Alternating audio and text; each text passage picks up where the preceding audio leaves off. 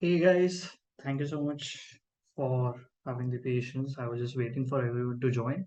Can you guys quickly confirm if you are able to hear me? Like, please use the chat. Uh, in case if you can hear me, just type in a one. In case if you can't, just type in a zero. Can I quickly get a one if you can hear me? Okay. So first thing, we start with binary, right? One and zero. So if you're properly able to hear me, see me, just quickly type in a one. Okay, thank you so much for the responses. Thanks, Robin, Dharan, Niraj, Swati, Shubham, Shubhanshi, Hema, Jitnyasya, Kirtana, Kapil, Dhanlakshmi, Monica, Rupesh, and Pala Shenbach. Okay. Mind me for the pronunciation, but thank you so much for responding. So we'll get started just right away. So let me quickly start with a small introduction. All right.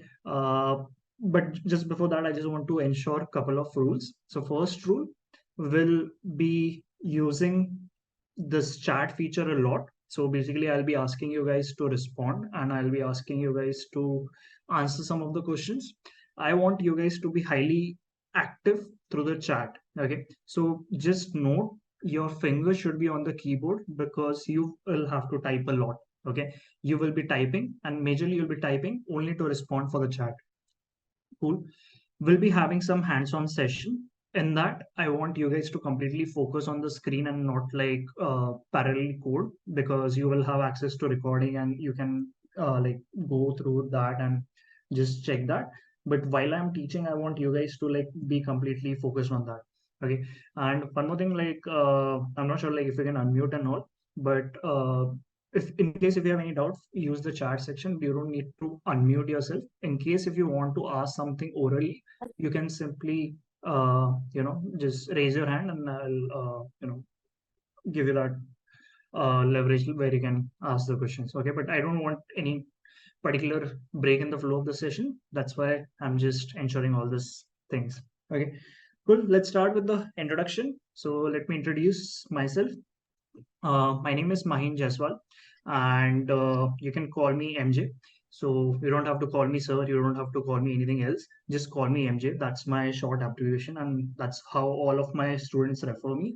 So let's just say if you're like planning to reach out to me on LinkedIn or something, you can always drop a note saying MJ, and I'll quickly recognize that you know me. Okay. Cool. So I am presently working with Google as a data science analyst, and I have around 3.5 years of data science experience. I joined Google around 4 months back.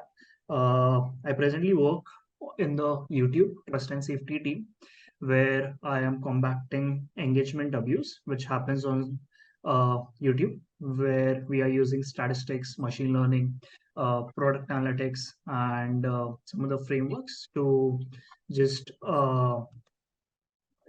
like solve these problems where we see any kind of fake engagement that is happening. Okay, so basically I'm just safeguarding YouTube right now. And previous to Google, I worked with Musima. I worked for them for around 3 years, where I've consulted couple of Fortune 100 companies, and I've majorly like worked on end-to-end machine learning projects, a couple of other other initiatives as well. So majorly my expertise lies in machine learning, statistics, product analytics, SQL, Python, right? And apart from that, I have like breadth of knowledge for almost all of the topics in data science, but this were like my core areas of expertise. Okay. Yeah, previous to that, I just like completed my BTech in computer science from VIT Vellore. Post all this, like I just in my chill time, I just like to travel new places, enjoy, explore like different cuisines, meet new people. This is pretty much about me. Okay. So I have also around 2.5 years of teaching experience, and this is my first uh, class with Tutort. Okay. And right now I'm based in Hyderabad and I come from Nagpur. All right. So I think that was like a pretty vast, introduction about me. And I just want to quickly know about you guys. So can you guys quickly tell me, like, are you guys a working professional. If working professional, just write WF the years of experience. So let's just say if I am a working professional with 3.5 years of experience, I'll write WF 3.5. Okay. If you're a student, just write S, and that's it. Okay. So are you guys? Oh, I think probably all of you are working professional only. Okay, cool. How many years of experience do we have on average? Let's quickly try to figure it out. So let's start with Likita. Likita says working professional 2 years, Shumanshi 4 years, Madhu says 2 years, Akshay 2.6, Swati 10. Nice. 5, 8, 2, 4, 16. Nice. 3, 12. That's really crazy. Cool. My second question to you guys: how many years of analytical or data science experience you have? Okay, quickly mention the number. This is like real exposure, like a real world where you are, working in a company. Okay, could be zero or could be anything, but mention it in years. Okay, let's quickly get a round estimate. Let's start with Shubham, 0, Akshay, 0, Prajakta, Jignasa, Madhu, Ankit, Hemaraju, Bala, Shinberg, 3. Nice. Okay, 10 analytics data engineering. Awesome. So I see like majority of you don't have data science exposure, but probably you are here to learn data science and transition into a data science field. Cool. Awesome. So one more thing. Next question to you guys right now is, where do you want to see yourself in like next 1 year, right? So can you quickly mention, let's just say you want to work in any particular company, you can mention the name of the company. You want to go abroad for MS, you can mention like MS, and probably you have a dream university, just mention that. But like whatever is your dream, okay. I'm specifically talking related to like data science. You don't have to mention anything like any other personal dream that you have. Okay, so anything in particular where you are targeting something? Awesome. Let's see who starts. Rupesh says data scientist. Awesome. So you're planning to become a data scientist. Harikrishna says Google, established data scientist. Anything else? People like working, have any particular dream companies or something? Data scientist, MasterCard. Nice. MasterCard has really a good data science team. ML engineer, Power BI roles. So I see a variety. Some people are like focused toward ML engineers. Some people are going towards analysts. Some people are saying Power BI. This scientist is final consultant ML engineer. Awesome. Okay. So I'll just talk about little about my experience, because I first was working as a consultant, right? And then I switched it to a product-based company, and I completely feel the difference. Both have their own pros and cons in terms of like work-life balance, quality of work, and exposure. At the same time, with salary as well. Okay. Cool. GIS field. Oh, nice. So I think this is quite rare actually. Probably you might require a lot of knowledge of computer vision. ML ops, ML engineer. Okay, nice. Any guess which is the highest paying job on an average? Like which title has the highest paying job right now? Any guesses?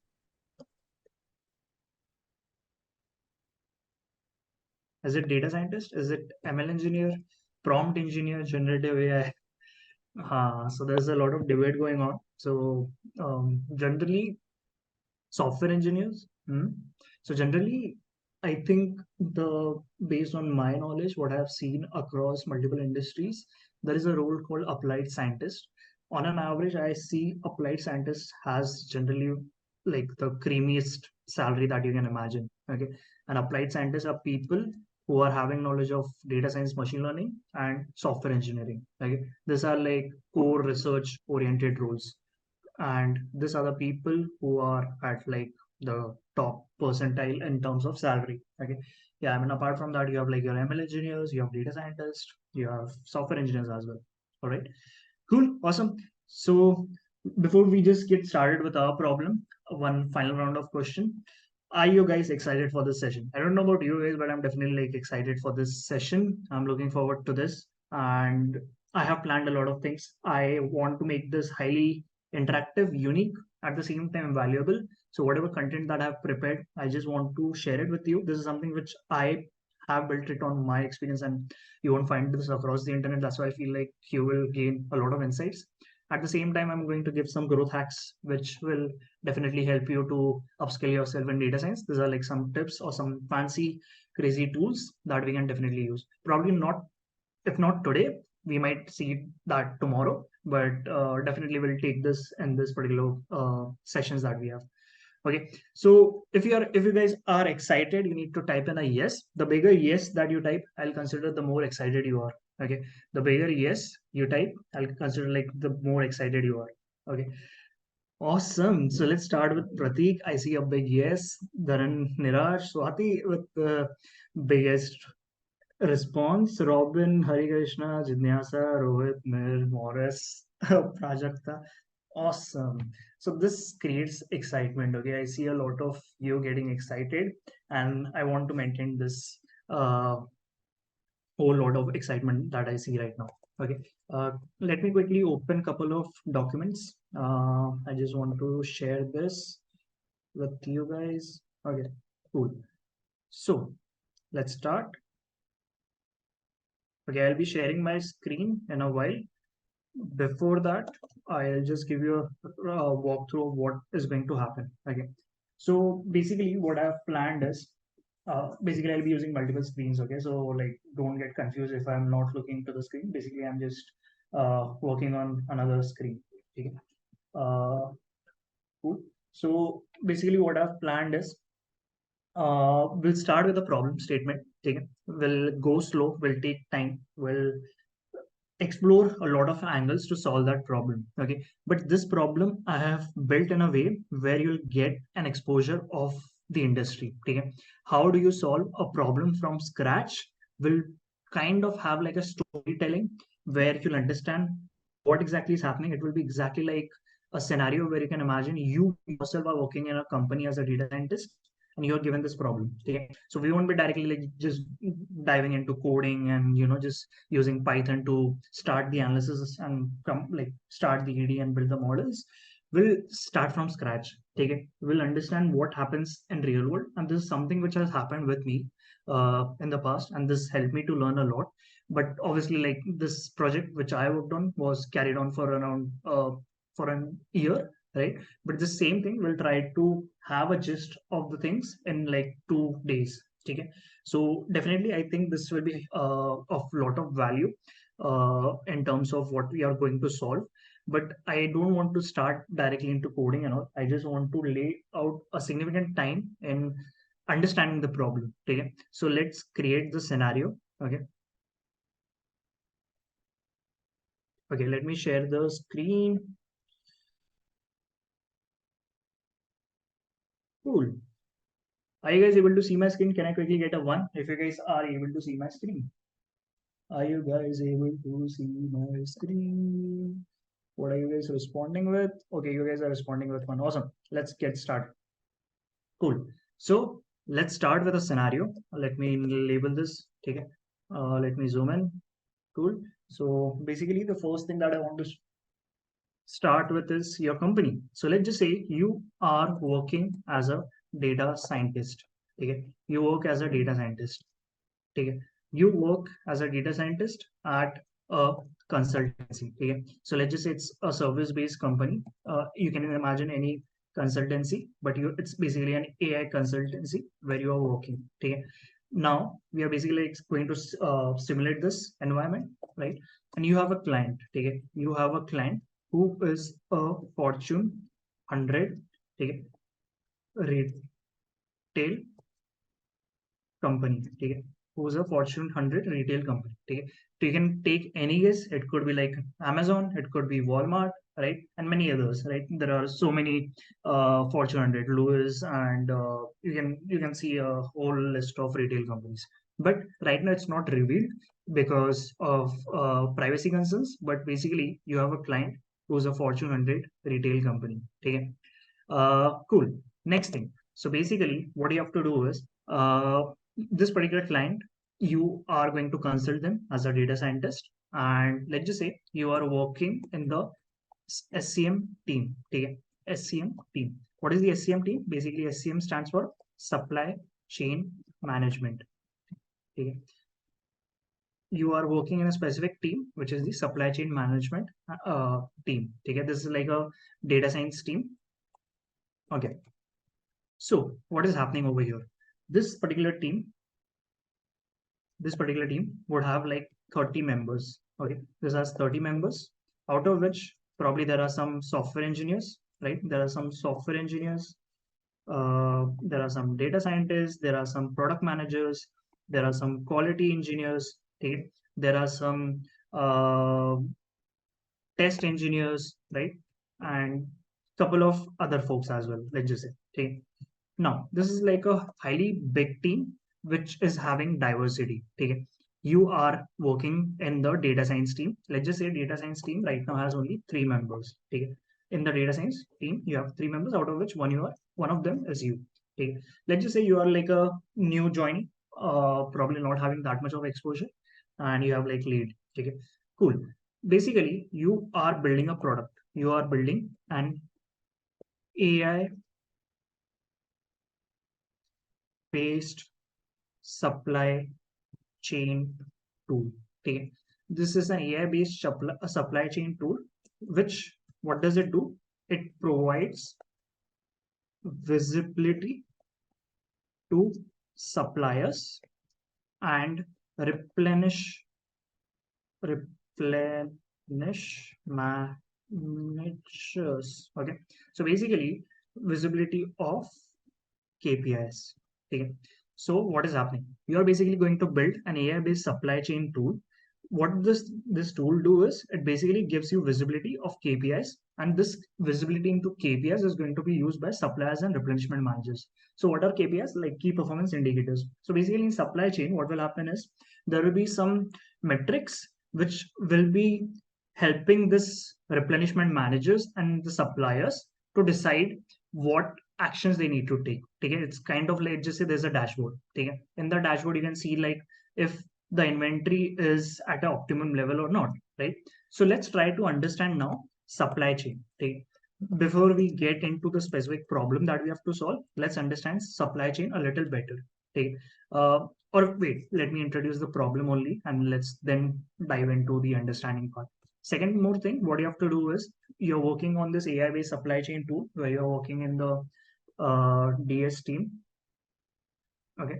Yeah, I'll come to the explanation of all these things in a while. Okay, don't worry. I just want to lay out the problem and I'll be back with this explanation. Okay. Cool. So basically, so basically the specific problem the DS team needs to solve is uh, is basically what you have to do is you have to reduce. Okay, you have to reduce let's say you have to increase revenue of the client, okay, by let's say X percentage, okay, by X percentage. Another information that has been given to you by client is client suspects a lot of sales has been lost due to out of stock scenarios. Okay. Then another thing is client suspects, right? He's not sure, first of all.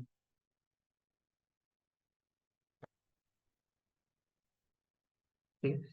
One more thing, client wants you to solve this problem. Okay. And also look into other factors causing this decline in revenue. Okay, this is it. This exactly is how generally a problem comes to you. Okay, right now, whatever this points that you see, right, this comes in the form of something called as SOW, okay, statement of work. Statement of work. So the statement of work document specifies what is going to be like the budget, the budget, the timeline of the project. This is the budget of the project, okay, timeline, then the goals, okay, goals, members who will be working, right? And basically the deadlines and all is there in the timeline. And let's just say what is the uh, impact, right? Expected. What do you want to finally do, right? So This kind of details are mentioned in the statement of work document. This is given to a data scientist or a product manager, and basically a data scientist is expected to solve this particular problem. Okay, right now let's start. Okay, let's start with this understanding. Okay, so basically right now the three pointers, main pointers is this. Okay, you need to increase the revenue by X percentage for the client. Client is basically having some doubt that there is a decline because of out of stock scenarios, but they are not sure. That is the one thing. Another thing is client thinks that there could be other factors which might be affecting the decline in sales. Okay? And they want us to look into these factors. Okay? This is exactly how any kind of meeting you will have in real world data science team will happen. Okay? You will have like a client, let's just say you're working for a consultancy, and this is the kind of information that has been given to you in the statement of work document. Okay, you go through this document, you understand everything and all. Okay, so now comes the point where the main thing that we are going to do is, any data scientist, the main thing that they do is solve the problem. Okay, ask me the most important skill for a data scientist, I'll say problem solving. Cool. I believe if you're a good problem solver, doesn't matter like any other language, any other thing is secondary. First thing should be your expertise in problem solving. Because if you don't have good knowledge of problem solving, you won't be able to crack any of the interviews, neither you will be able to solve any particular problem or work as a data scientist. Okay, cool. So now try to understand supply chain KPIs and what exactly was the problem. Okay, and we'll also look into a framework which I personally use to solve any problem. Okay, framework to solve a problem. Okay, cool, nice. All right. So now let's just before we get started, I want to quickly check if you guys are with me. Okay. If you guys are with me, can you quickly type in a boom? BOOM. Can you quickly type in a boom if you are with me?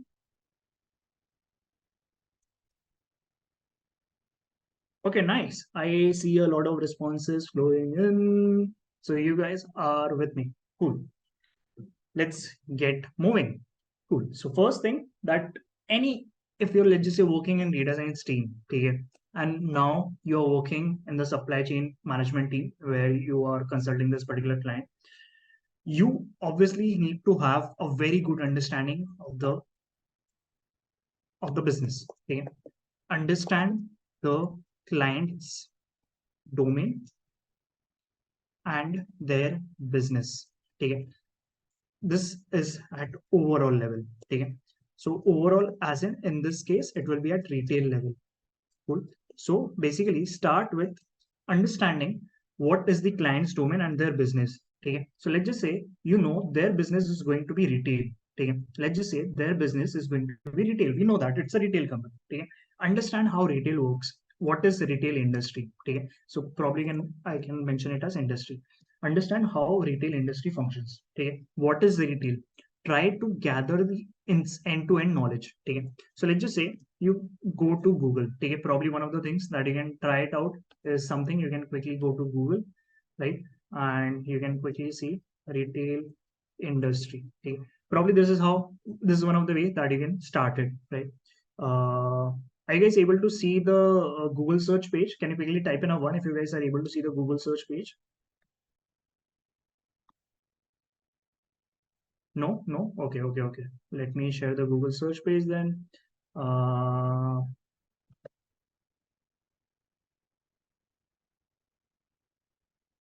okay. I think now I should be able to see it. Are you guys able to see it now? Okay, so let's just say this is how you'll start, right? To understand the retail industry, what you will do, you will basically go to Google, you'll search like retail industry, what is it? So it says like it consists of companies that sells goods and services to consumer. There are some examples. You can also see a formal definition on Wikipedia, which says like uh, retail is the sale of goods and services to consumer, in contrast to wholesaling. So it's something different from wholesaling. So basically, like wherever you have all these big stores, right? Let's just say Walmart or Amazon. All these are big retailers, right? Amazon is like a big e-commerce industry. E-commerce is something like electronic commerce, online, right? But what is a retailer? It's basically someone who purchases good in large quantities from manufacturers, okay, and it could be directly or indirectly through a wholesaler and then sells it. This is the only part which is important. Okay? So basically, a retailer is someone who's going to purchase in bulk from manufacturers. Okay? And manufacturers who are the people who are creating products. So let's just say there's a trimmer, right? There's a trimmer by Philips. So Philips is the manufacturer, right? And this trimmer is going to be purchased by, let's just say, Amazon. Okay? And Amazon is going to either purchase it through some wholesaler, right, or directly through Philips. And then after purchasing through them, what they are going to do is they're going to like keep it in their stores if Amazon had any stores or on their website, and then sell it out. Okay, so this is an example of a retail company. Yeah, DMart as well, right? So you have other examples as well, which are like retail. Cool. So we have like a basic understanding. Probably you can spend time to understand deeper if you are interested in solving this problem. Any good knowledge is useful. Okay? Understand the industry and understand the trends. Okay? Understand how the retail industry is going right now. Like, is the sales increasing overall, right? Or probably there's some COVID kind of scenario where overall the retail sales is going down. Okay? Try to decode at an overall level from whatever reports that you can gather just by Google search. What is the trend? Okay? Let's think like that. For now, let's just say right now the industry is good performing. Okay? There's no decrease in sales. Every other competitor is doing good, but we see a decrease in our company. Okay? This is the level of research that I have done. Okay? Next, cool. We understood the domain. Now understand the team. Understand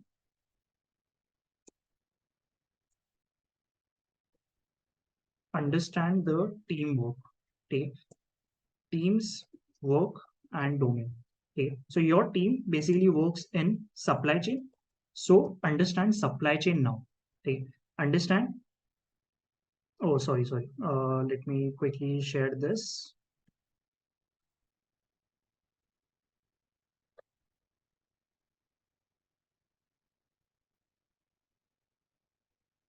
Is it visible now? Is it visible? The doc? Okay, nice. So basically, second thing that you have to do is you have to understand your team's work and the domain, which is supply chain. Okay. So basically, you are going to work in the supply chain team. You need to understand what is supply chain. Okay. So understand what is supply chain and what is the trend in supply chain industry. Okay.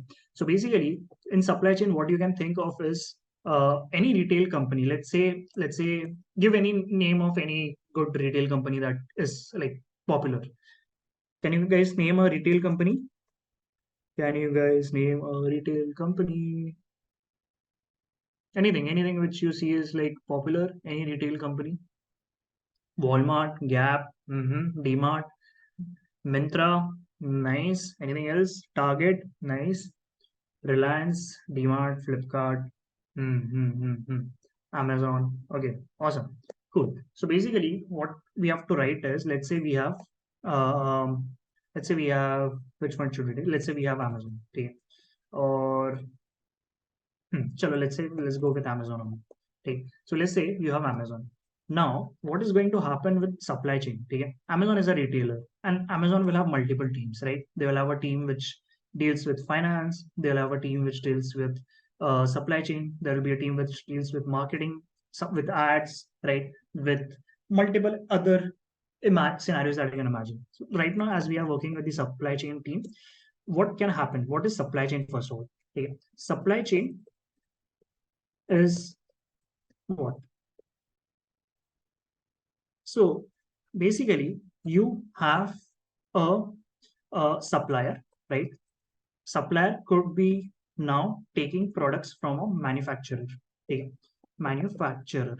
Okay? You might be thinking like, why we are discussing all this and all. I feel this is highly important to discuss before we solve the problem. Okay? I can give you the data and all. Okay? I can give you the data to solve the problem. But to really solve the problem, to get insights from the data, you should have this knowledge. Okay. Are you guys like enjoying this particular kind of problem solving? If you are enjoying, please type in a one. If you're not, type in a zero. Okay. If you want me to cut short to the code, I can do that as well. Okay. But if you're really interested in brainstorming together and solving this problem as a team, this session is for you. Okay. Awesome. Nice. Cool. So basically, you have a manufacturer. who basically manufactures some product.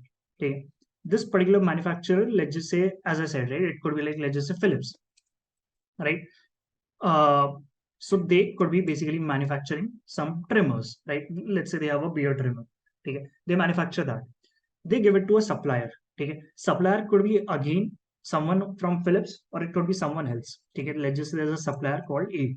Okay, this supplier will basically, what they'll do is they'll supply multiple items. Okay, so what they can do is they can supply basically Philips ke items, right? They can supply Philips items.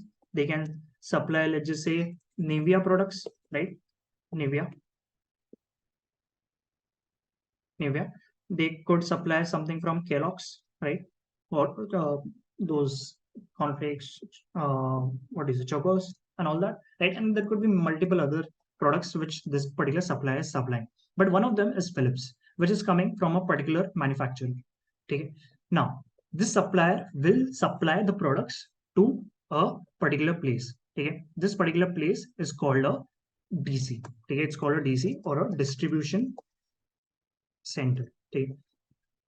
The reason why we are discussing this in so much depth is because I'm aware that you guys don't have a lot of data science experience, and in interviews you can actually talk about your problem solving journey. Okay, you can talk about this example and you can exactly tell them like this particular scenario, right? So this will really help you to just understand the problem by having a feel that you yourself are there. Okay. Okay, this is a distribution center. What is a distribution center? It's nothing, but it's also called as a warehouse. Okay, it's also called as a warehouse. So warehouse is a place where companies store their goods. Okay, generally what will happen is, let's just say Amazon, or let's just say like any particular company which has a physical store, like DMart, right? DMart will have some items in their stores, right? But they can't store all of the items over there. They will have to store some of the items in the inventory. Okay. So this inventory is in warehouse. So they will have a warehouse nearby to their store, and they will store the items over there. Whenever they require more items, they will order from the warehouse. Okay. So generally, companies store their items in a distribution center or a warehouse. Okay. From warehouse, what happens is it goes to the stores. Okay. It can go to the stores or it can go to online. Okay. Online, for in case of Amazon. Okay. Other companies like DMart have physical stores, right? DMart has a physical store, and Amazon is going to be online. So basically, you can sell it out. Okay. So main idea is it's going to be sold out. Okay. So generally, any particular supply chain is consisting of manufacturer, supplier, right? DC, and store or online. Okay. I'm just writing store for now. Okay. This is a supply chain. Okay. This is a supply chain. Cool. So as you can see, it's a chain, right? Supplier will pass it to DC. DC will pass it to store. Okay. Store wants to order a new product, right? They want to order a new product. They will give the order to the manufacturer or to the supplier. Okay. They might tell supplier that I want 3 products of trimmer. Okay. Supplier will inform the manufacturer. Manufacturer will give it to the supplier. Okay. So basically, it's kind of a loop. Okay. I can put in another arrow and it will go back to the supplier or the manufacturer. Okay. So now, are you guys comfortable with supply chain? Okay. Is your understanding clear of what a basic supply chain looks like? Okay. This is the gist. It's a chain, right? If you guys are comfortable, can I quickly get a one?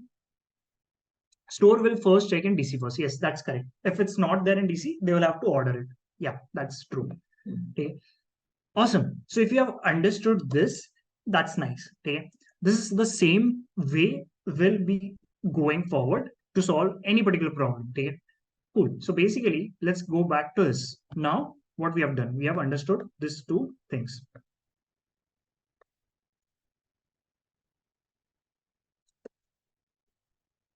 Okay. Let's move forward. Okay. Let's move forward. SCM is my functional domain. Oh, nice. Then you would be able to relate, right? Hmm. Okay.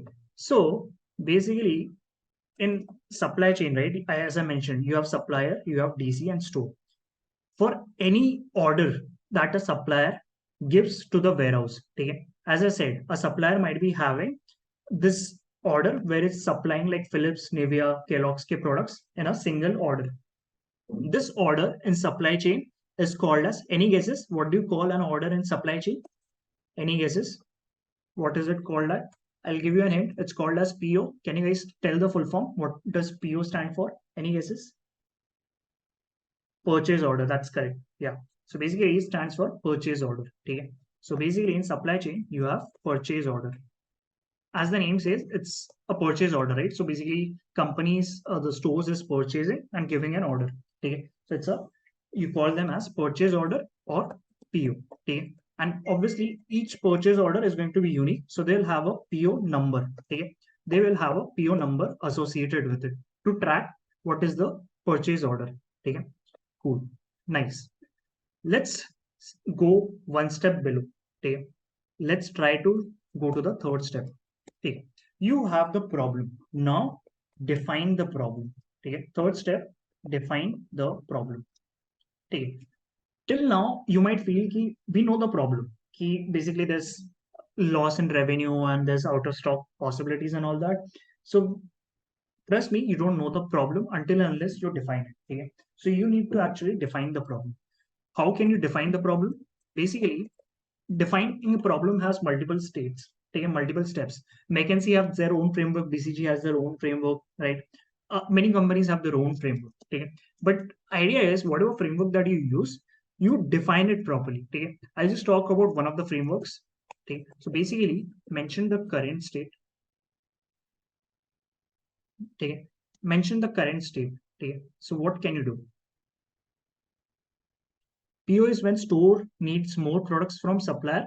Yeah, PO is just like you have like item number, right? So here you are just giving an order. So any order is going to have a purchase order associated with it. So any supplier which supplies an order to a warehouse is going to be a purchase order. Okay? You just call that order, instead of calling it as an order, you call it as a purchase order. And every purchase order will have like a bill and an associated number. Okay? So let's start with the current state. What is the current state? Current state is basically there's a Fortune 100 client, retail client. Okay. Be as specific as you can. Sees decline in revenue. Okay. Decline in revenue. Okay. Basically, second point you can clearly mention is basically out of, I'm writing a short form, out of stock scenarios. Okay. Out of stock scenarios causing revenue drop. Okay. Revenue drop by some Y percentage. Okay. Now, basically, what does the client want? Client wants to implement an AI tool to have a visibility for suppliers and replenishment managers, into this decline, okay? Decline of revenue, into this decline of revenue. One more thing you can mention is SCM DS team is expected to validate the hypothesis and consider factors causing this drop. Okay. And solve and increase revenue. Okay. Increase revenue by some X percentage. Okay. This is your current state. Okay. Let me make this in non. Okay. I'm defining a problem. I started with where we are right now. This is the information we have. Okay. Looks normal, nothing like fancy. Okay. Let's talk about the future state then. Future state is very critical. This is where people get confused. If you don't have a clear future state, you will get confused while solving very big problems. Okay? Because when you solve a problem, you realize that there are multiple problems associated with it. Okay? I'll just give you an example. For example, there could be in supply chain, you are seeing there's a decrease in revenue. This decrease in revenue is caused by out of stock scenarios. So let's just say people go to the website, they try to order, right? And it shows like out of stock. What will happen? There's a decrease in revenue because people couldn't order. Okay, this is one thing, right? But this decrease in revenue, why was it caused? It was caused because that was an item which was out of stock, right? But why was it out of stock? It was out of stock because probably now there would be multiple reasons. It was out of stock because probably it didn't reach the store on time. Okay, it didn't reach the store on time. Probably it reached, but it reached late. Okay, one thing is this.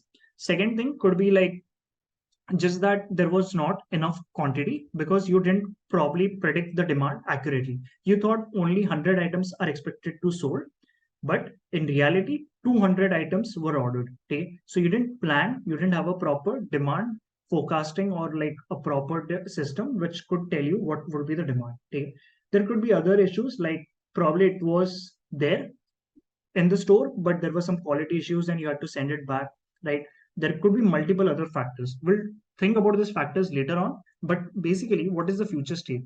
So, this future state is critical to define because you will get deviated while solving problems if you don't properly define it. Okay, so future state is basically where you mention where do you want to be.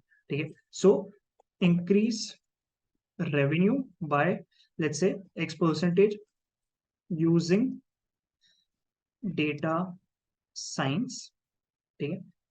Now identify factors causing drop and take suitable actions. Ensure this isn't repeated. Look into interconnected problems. Okay. Cool. So basically, what we have mentioned clearly is client is specifically mentioned focused on increasing the revenue. Okay, increasing the revenue by X percentage. But this is not clear. Be more specific. Increasing the revenue by X percentage. Is it in like next 3 months? Right? Let's just say you have this information. You ask the client in next 3 months by X percentage using data science. Okay. For is it for some specific types of products or is it for overall? Let's just say it's for overall products. Okay. So you know now it's specific to next 3 months. You need to increase for by X percentage. Okay. Now you need to identify the factors. What could be the factors this might be causing the drop? Okay. Let's just think of the factors. I want you guys to think. And this is how you have in interviews, you are given a case study round. Okay. This is how I actually solve a problem in an interview. Okay. And I my approach was like really appreciated by the interviewer for diving so deep into this problem and spending so much time in just defining the problem. Okay. And this interviewer said like this is how actually like they are also trying to define the problem and solve it out.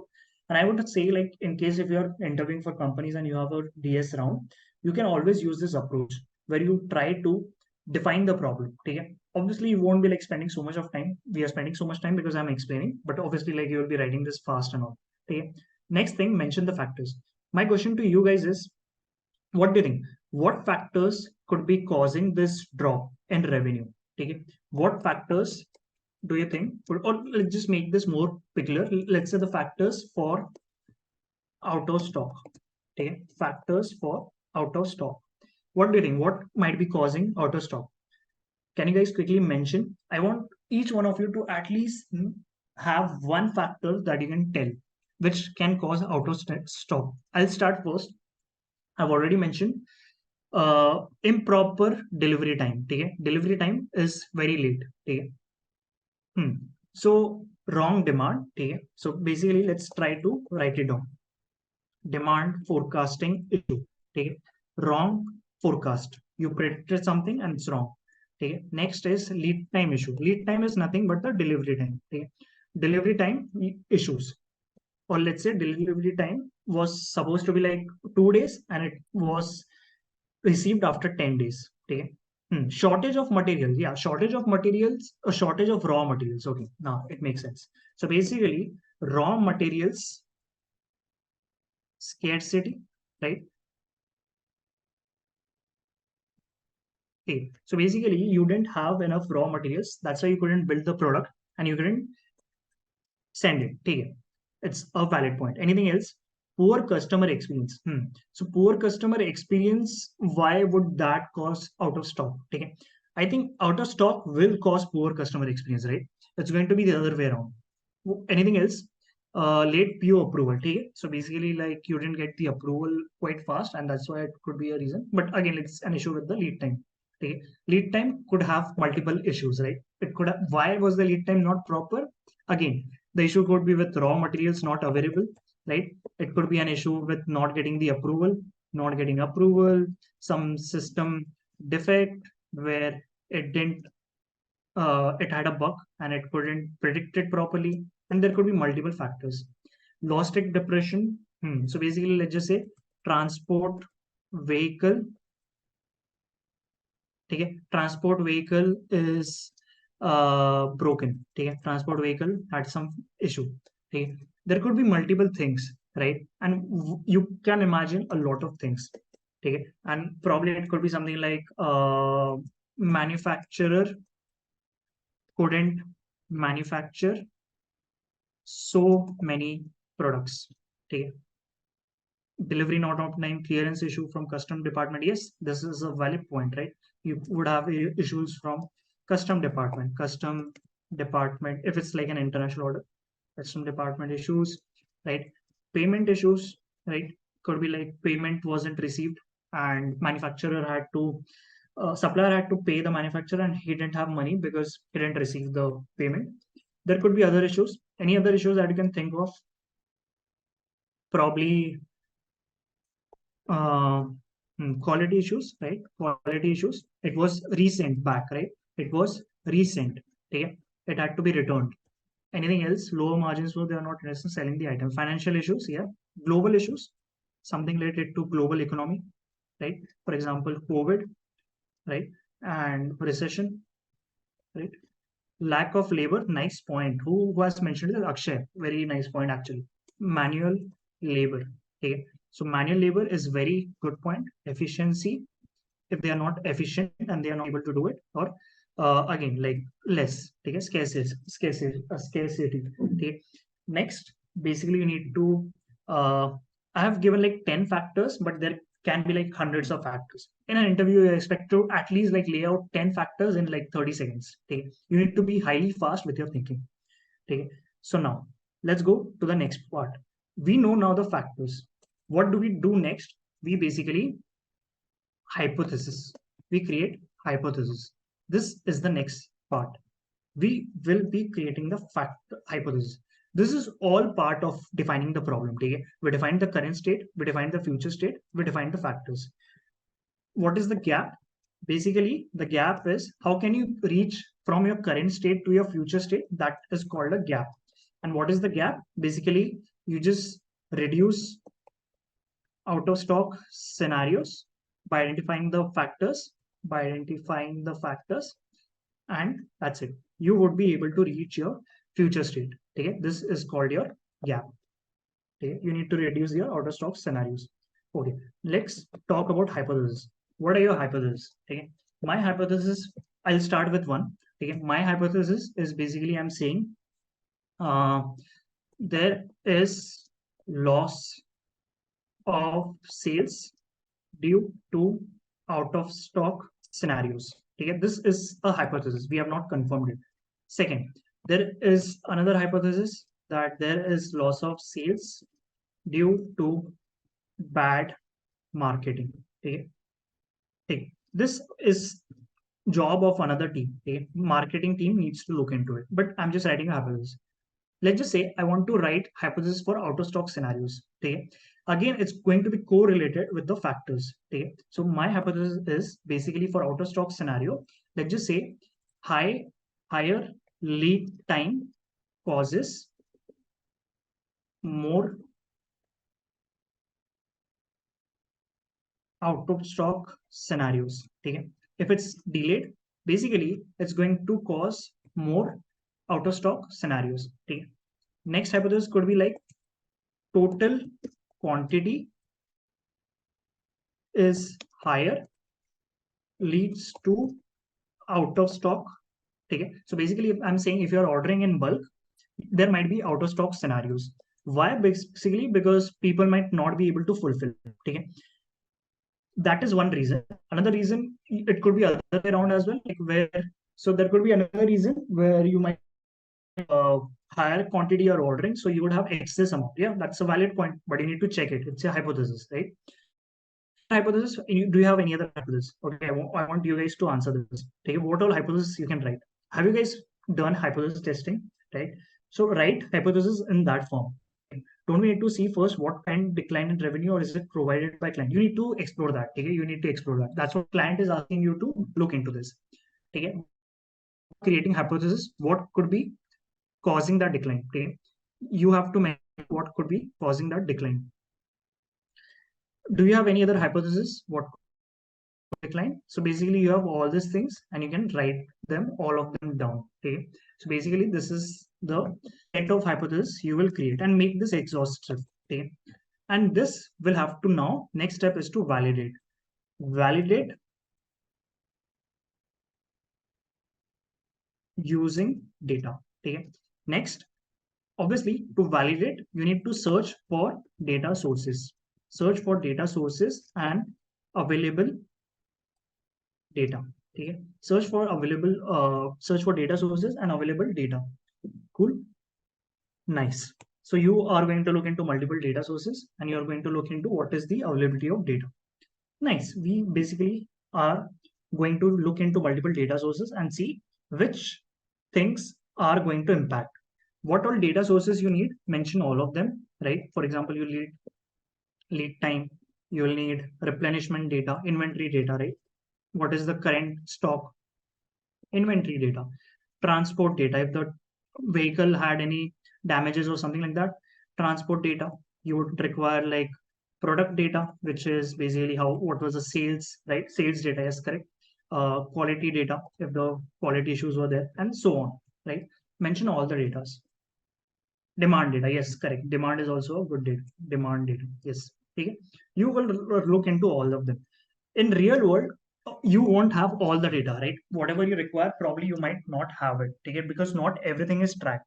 Okay, because not everything is tracked. Cool. So client, you this is it. Okay, this is end of chapter 1. Okay, this is of end of chapter 1. This is end of chapter 1. Chapter 1 means, like, let's just say you were given 1 week, you did all these things in 1 week. You just try to, whatever we have mentioned, we just try to do these things. We didn't do any analysis, we just defined the problem in a week. Okay, you have a meeting, next meeting with the client. Okay, next meeting with the client, you give them all this detail. Okay, you ask them questions. Okay, if you want more information or not, but main thing is you ask for the data sources. Client says, client gives you some data based on whatever you ask. Client gives you probably let's just say 80% of what you require. Okay, and based on that, based on 80% of data sources available, 80% of data sources, something like this. Okay, client gives you some data. Cool.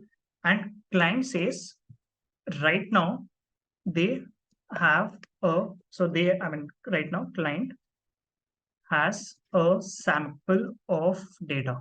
Okay, they don't have entire data because of some issues. They are saying like it will take some time to capture the entire data, but we have a sample of data. Okay, we'll give you the entire data like in a month or so, but for now just work with the sample data. Okay, work with this for now. Okay, work with this for now. Okay, so now you need to you need to now we need to validate hypothesis using sample of data and generalize for generalize for population. Okay, what is this step called? Okay, there's a term in statistics. Can you guys quickly tell what is this step called in statistics? Now we need to validate hypothesis using sample of data and generalize for population. I'm sure you guys would know it. Inference, yeah, but there's a two term, right? Two keyword. The short form is ST. Okay, the short form is ST. Can you guys name it? What is it? Yeah, who's the first person? Aaron. Okay. Can we quickly have a round of applause for Aaron? Can we quickly react with emoji or a clap? Can we quickly react with that? Okay, right? Awesome. Do you guys have access to emojis? Can you guys quickly react to the emojis? Let me quickly see if you guys have access to it. Or you guys don't have access to emojis over. Okay, cool. Nice. So the term is hypothesis testing. So basically you need to test, right, using sample of data. Okay.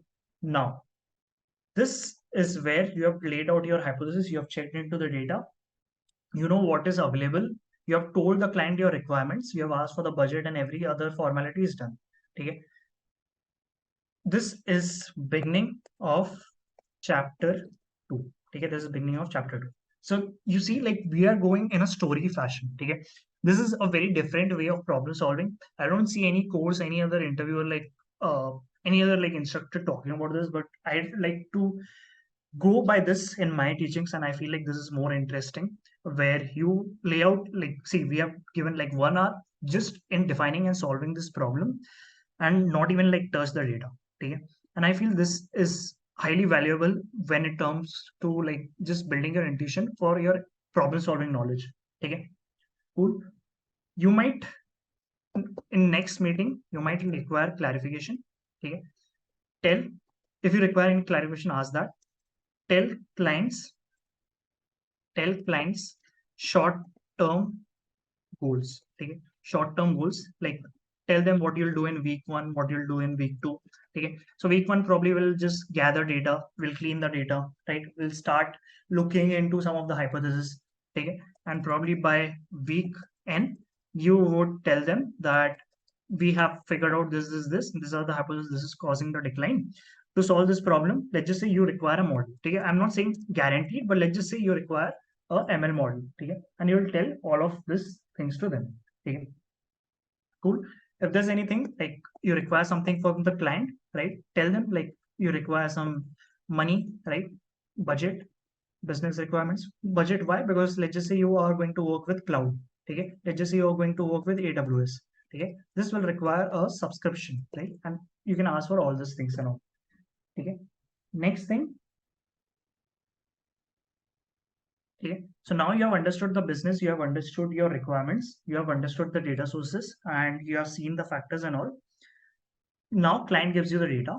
Okay, client gives you the data, and now chapter 2 is all about using the data and so validating your hypothesis. So chapter 2 is all going to be all about hypothesis testing. Okay, cool. So now let's dive into the hands-on part and let's get started with Python. Okay, but till now, did you guys enjoy it? Did you guys enjoy whatever we have done till now? Like, did you guys understood, got a flavor of how we are actually using the framework? You know, we spent like 1 hour in just defining the problem. Uh, yeah, in reality, you spend like week or so in defining all these problems because you have a lot more questions to ask. But I hope like you got some gist of how we are going to solve this. Awesome. Thank you so much for responding. Okay. Cool. So basically, how we'll be going about this technical session is I won't be giving you the data right away. Okay. You'll get the data access and all like post the session, so you can experiment on your own. But right now, we'll just you just focus on the screen, try to understand the code that I'm writing, and in case if you have any doubt, feel free to ask. Okay. So the data that we have is sample data. Okay. Sample data. So there was some technical glitch due to which all of the purchase orders weren't tracked. So sample data for limited POs. Okay. Limited POs. Client says full data you will receive after a month. Okay. Full data as in full data, uh, entire POs. Whatever the POs has been there, you will receive it. And the issue was basically like some of the POs didn't have a proper tracking system. Okay? That's why you are not having it. Okay. So now you need to check the sample and you need to make inferences. Good. So let's start with the analysis. So basically what we can see over here is you have something like a Jupyter notebook. Okay. You have a Jupyter notebook. I am going to write the problem statement over here.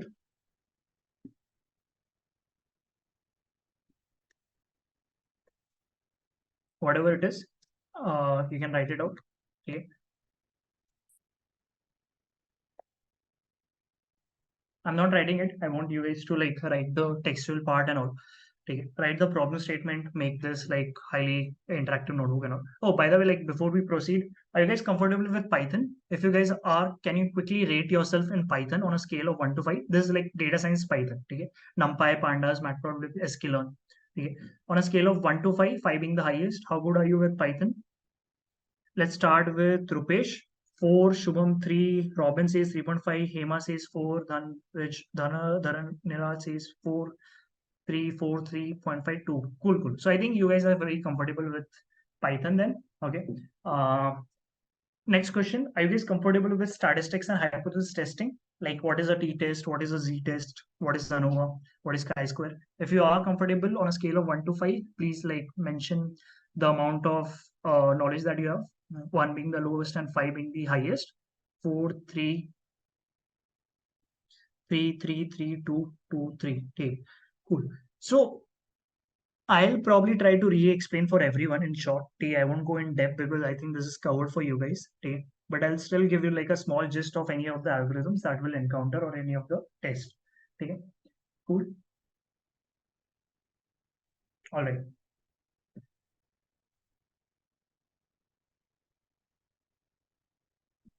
All right. Let's get started.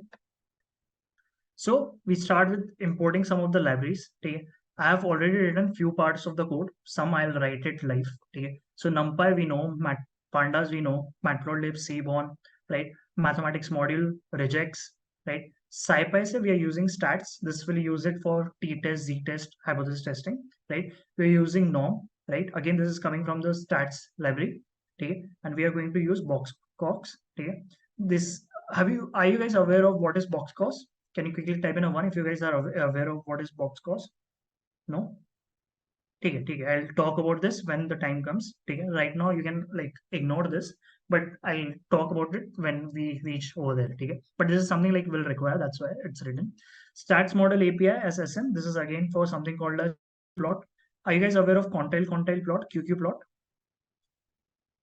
Can you quickly type in a 1 if you guys are aware?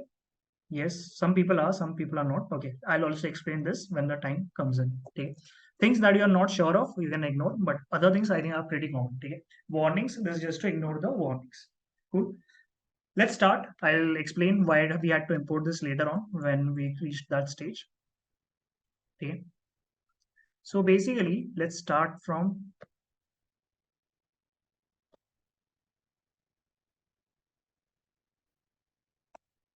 here. Okay. So basically, imagine you are starting from here, where you are given a CSV. Okay? You are given a CSV which had sample data. Okay? It had sample data. I'll give you the CSV to you guys later on. But yeah, what hypothesis we are exactly testing in this? Basically, whatever we defined in the document, right? We have defined multiple hypotheses. We'll test all of them. Okay? We'll test all of them one by one. Okay?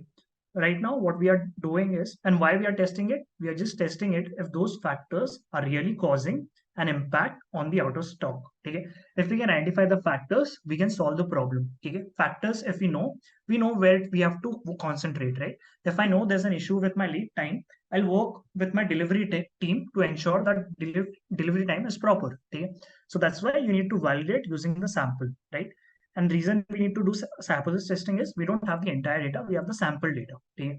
Sample data के basis पे we'll need to take calls for the entire population. Okay? That is the reason why we are doing hypothesis testing. Okay? In industry also, we spend a lot of time on this just to figure out what are the factors that can cause disruption with the sales or revenue. Specifically over here, since client is saying out of stock, we are concentrating on out of stock. Okay? Cool. So let's start. Let's start with importing this. Let's say I didn't mention this. What will happen?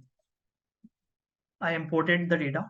You see, I get a column which is unnamed. Okay, so basically in my Excel, I have an additional column which is basically giving me the this numbers. Okay, so this numbers are nothing but the row numbers. Okay, it's basically the no row numbers, and since this has been sampled, right, this is not proper. Okay, so basically you just need to ignore the first column. Just ignore the first column. So probably what you can just mention is a parameter, right? So I don't know if you guys are aware of this or not, but press Shift and Tab. Okay, it will open the doc string. Okay, in the doc string, just write just there's a parameter called index column. Okay, so index column, you can quickly, okay, I've already searched for this. You can see index column. What does it do? So basically, instead of going to the internet and searching on Google and checking the official documentation of pandas, you can simply see in this doc string what parameters you need to use. So index column, where it says it can be an integer or a string, okay? And now it says basically what, and by default it's a none. And it says that which column to use as the row labels of the data frame, okay? Either given as a column index or a string index. So basically what is it saying is, basically you just specify whatever column number you want me to just use as the index, okay? Whatever column number you need to you want me to use as an index. So I'm saying column and index column, that is column index, you need to supply, which will be used as an index. I'm saying take the 0th column as your uh, as this thing. Okay. So what is going to happen is basically this particular index, right? Whatever you supply over here, okay, basically that is going to get excluded. Okay. Let's see over here. Okay, so now basically whatever you supplied over here, which is the 0th column, as you can see, it's been excluded from the data, and now it's going in the indexes. Okay, it's now going in the indexes. Okay, so here now index column is 0.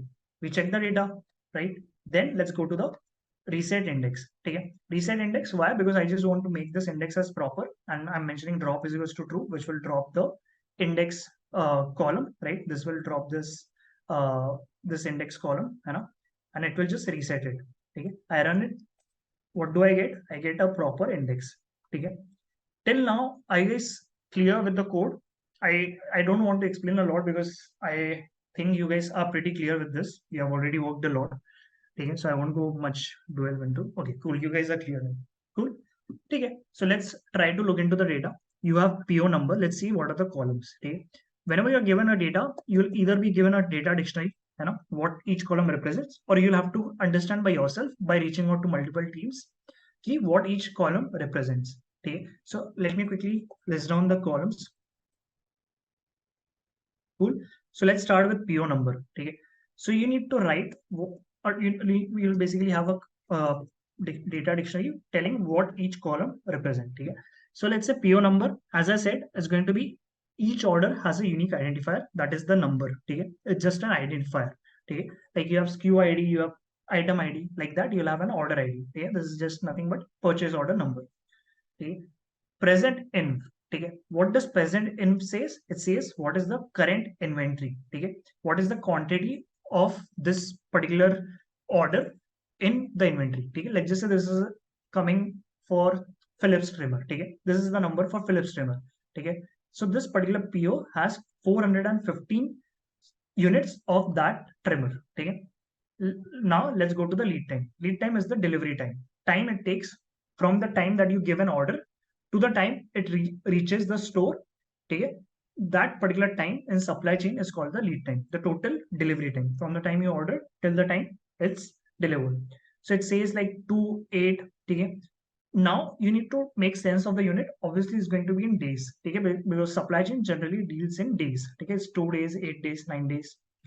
Total warehouse pack quantity. Okay, this is the total quantity that is there at the warehouse. Okay, warehouse mein how much quantity is there. Okay, this inventory is at the store, this is at the warehouse.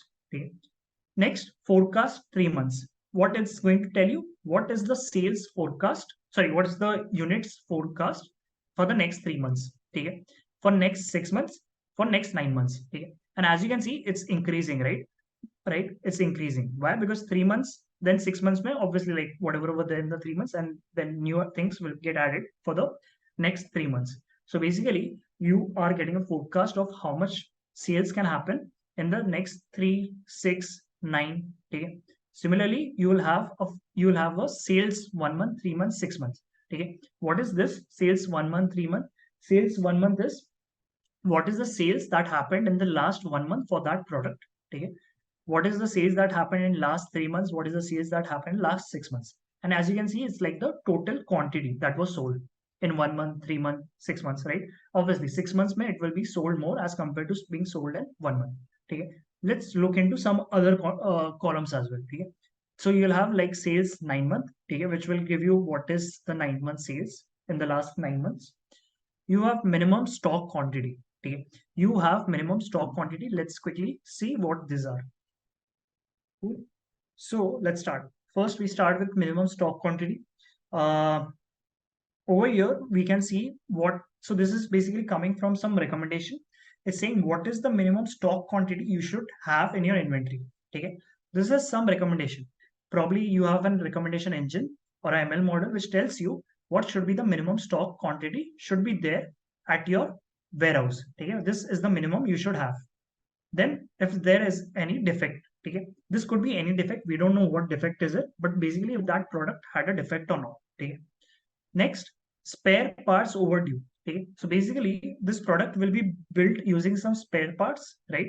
And if those spare parts were not properly ordered, right? Or let's just say they were ordered, but they are still not received, they are overdue, right? They are like, they are not enough spare parts. You will have basically a value of it. Okay. How many spare parts are overdue? Okay. Average ratings. So basically this is some ratings for that product. So this is probably coming from customers, right? What was the average rating in the 6 months, right? And seems like it's something like minus 99 and 0.99. Okay. So it seems like it has like probably a negative and a positive range. We'll look into what is the range and all later, but let's just understand what is the columns. You have average ratings for 12 months.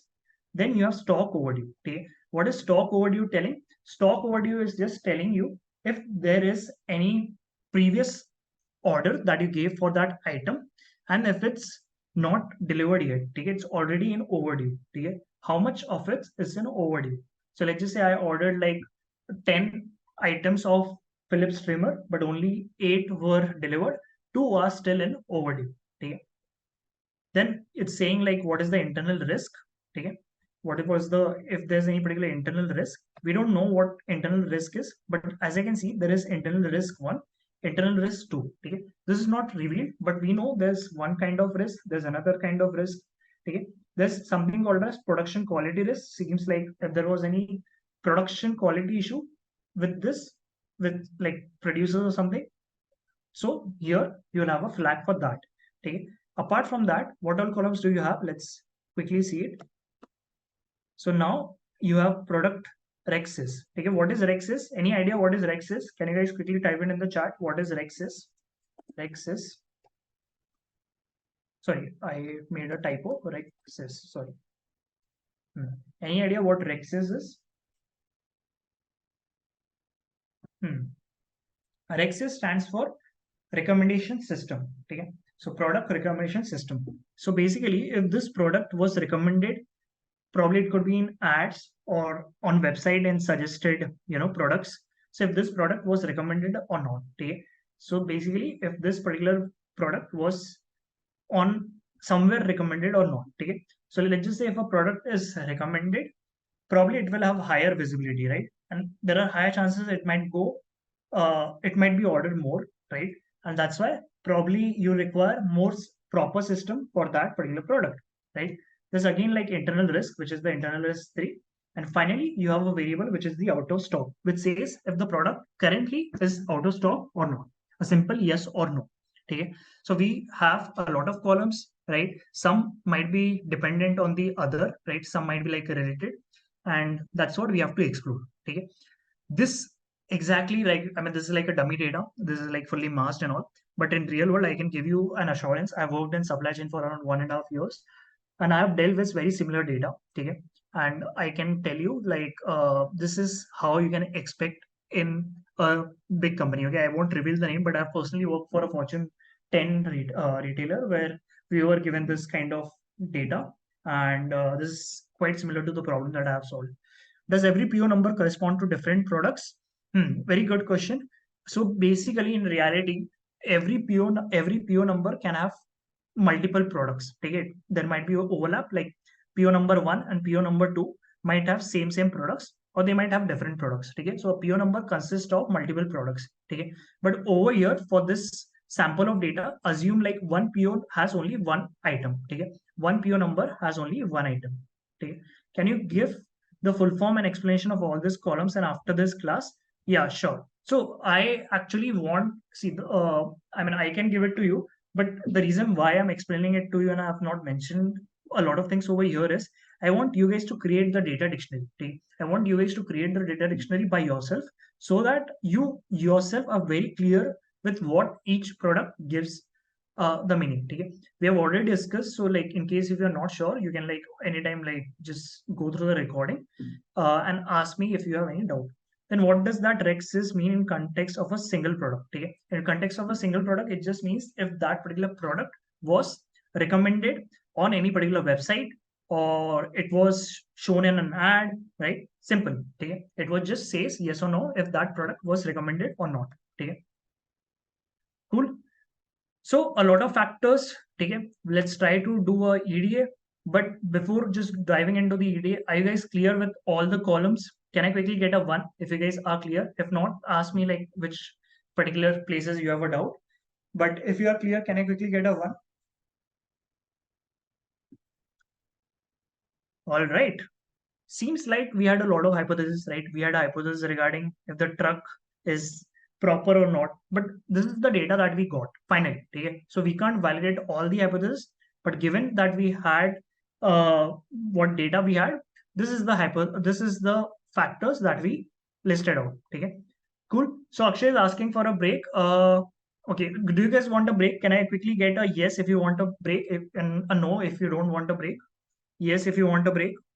No, yes, yes. Okay, majority says yes. Then let's go with the break.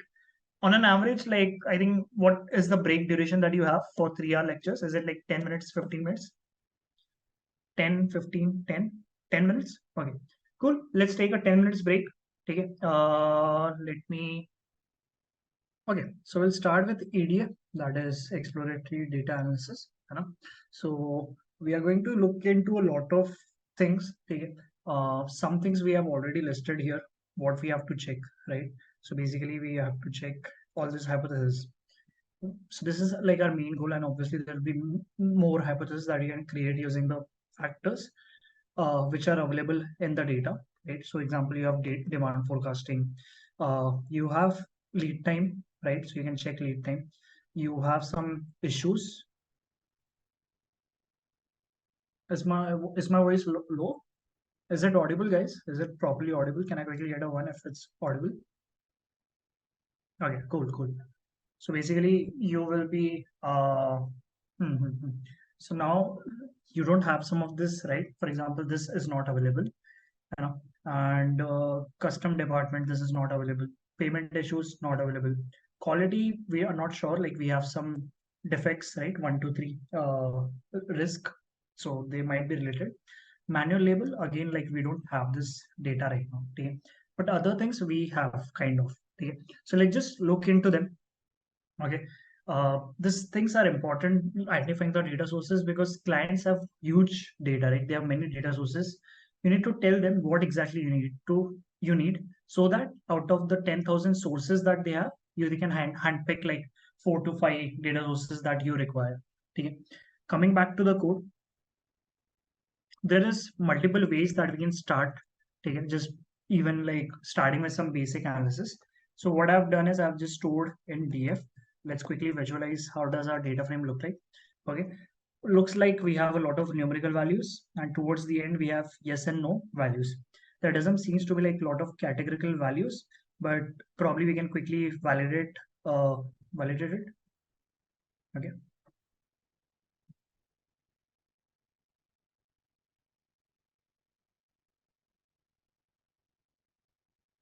all right.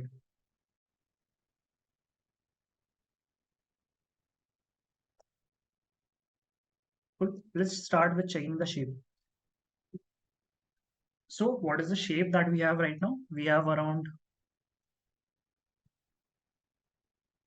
192k rows. Okay. Remember, this is the sample data. Okay. This is the sample data. We have around 192k rows and 23 columns. Okay. Let's check .info. Okay. What can we see? We can majorly see like there doesn't seems to be a null values a lot, but lead time has null values. Okay. And otherwise, I don't see any place where we can see null values. Okay, let's quickly verify. Okay. So what I'm doing is I'm using a isNull function. I'm just summing all the num values and multiplying it with 100 to get percentage and dividing by the total number of values that we had. Okay. Sorry. Yeah. So now, as you can see, we have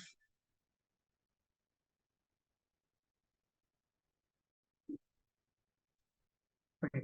As you can see, we have null values only in lead time, which is 6%. So we have around 6% null values, which seems to be not a lot, right?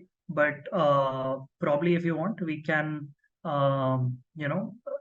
either impute this, remove this, or handle this. Okay, but right now it's not like required. Yeah, like we can use mean and like multiply mean with 100. Yeah, that also you can like do it. Okay, cool. Let's look into other things. So you have, okay, so basically the insights and all, I'm not going to write over here. I want you guys to like write the insights and make this notebook like better. Wherever I feel that there's something highly important, I'll definitely like try to write it. Okay. I'm just checking if there's any duplicate. So let's run this. No, there doesn't seems to be any duplicate values, right? Let's check df.describe, which will give you the statistical summary. Okay. Seems like over here we have a lot of exponents, right? E. So that means there is very small values, right? I hope you guys know how to interpret this, right? So it's like something like E point 0.0000 and then 4, 5. Something like this values are there because you have e to the power. Okay. But let's try to still decode. PO number doesn't make sense, right? So PO number is of no use. It's an identifier. Present inventory. Okay. What is the average inventory we have? Okay. So let's say it's around 0.04. Okay. You're getting an average inventory of 0.04. Okay. And why is this 0.04 average inventory? Because probably inventory will be in quantity, and in quantity, basically what you can think is there will be a lot of zeros. Okay. There are going to be a lot of zeros. Probably that's one of the reason. Okay. Now, what is the minimum value? It's negative. Okay. It's a negative minus 0.00013. Okay. And why is that negative coming in? Probably it could be returned, it could be like overstock, something related to, or it could be like just a data issue where it's not properly tracked. We need to see. But basically, the minimum value is in negative. Okay? But the average is so low is probably because there is zero inventory right now, and that's one of the reason. Okay. Next, what else can we see? What is the maximum value? Okay, so you can see like the maximum value is quite high, right? So inventory can go till like 6 decimal places, right? And let's go to lead time. What is the average lead time? So its average lead time is 7.8 days. Okay. No, E plus is basically 0 point. Okay. So let's just say uh you have like, what do you say? So basically let's just say you have 1 E and 4. Okay. So what does this say? This says basically you have 4 decimal places over here. Okay. So as you can see over here, 06, right? So you'll have 6 decimal places like 1370327. Okay. And similarly for 01, it will be only like 0. Where did we see 0.04? So over here, in case. Mahim, I think the e to power of plus means those are bigger values. If it was e to power of minus, then it would be 1/10, right? And e to like so 1 e to the power of 4 is 10,000, right? So Yeah, so I think when it's e to the power of plus of a number, it is you're raising it to the to a positive number, and so e to power of minus, then you're dividing it essentially.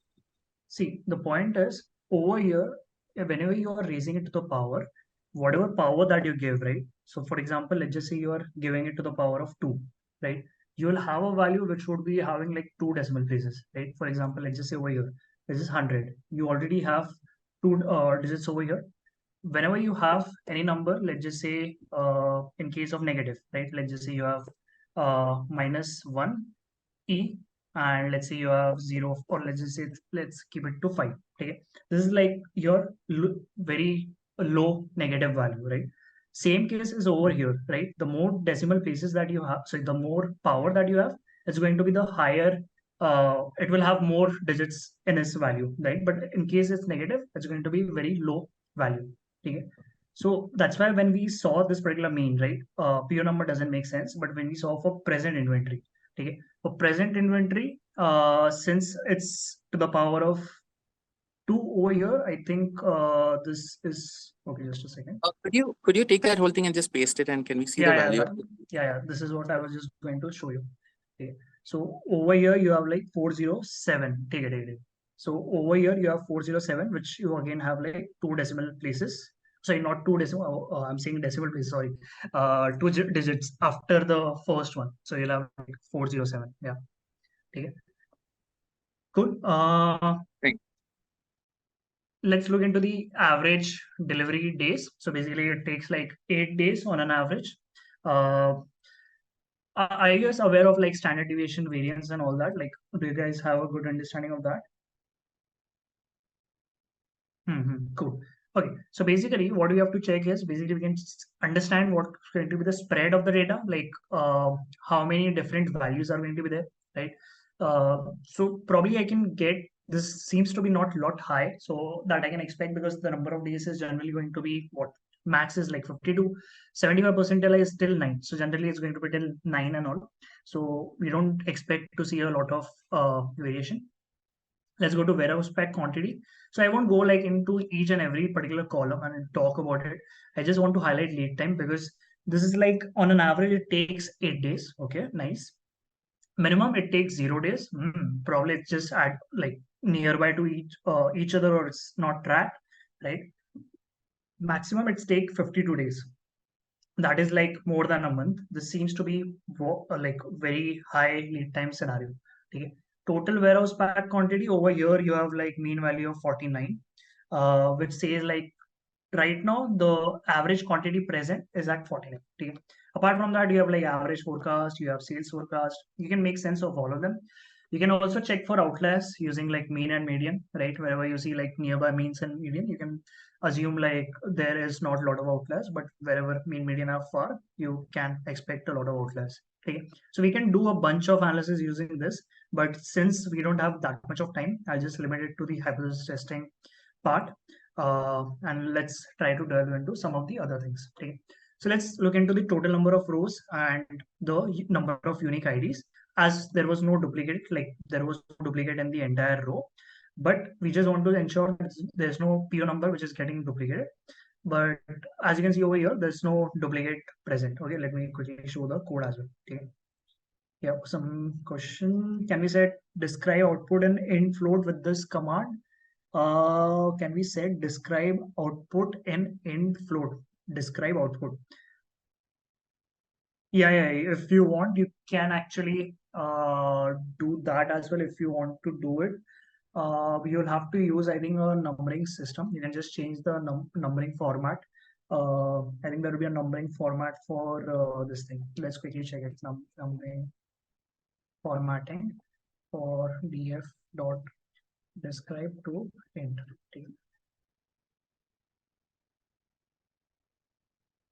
I think you have a format specifically which is there.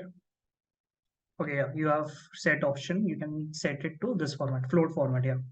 So you can set this format and you would be able to get it in float. Similarly, you can do it for int as well. Yeah. Cool. Let's go to the next one. So I'm just checking out of stock value counts. So basically, if you want to be identify if there's out of stock scenarios or not, what particular variable do you think is going to be your target variable? Can you guys quickly tell the variable?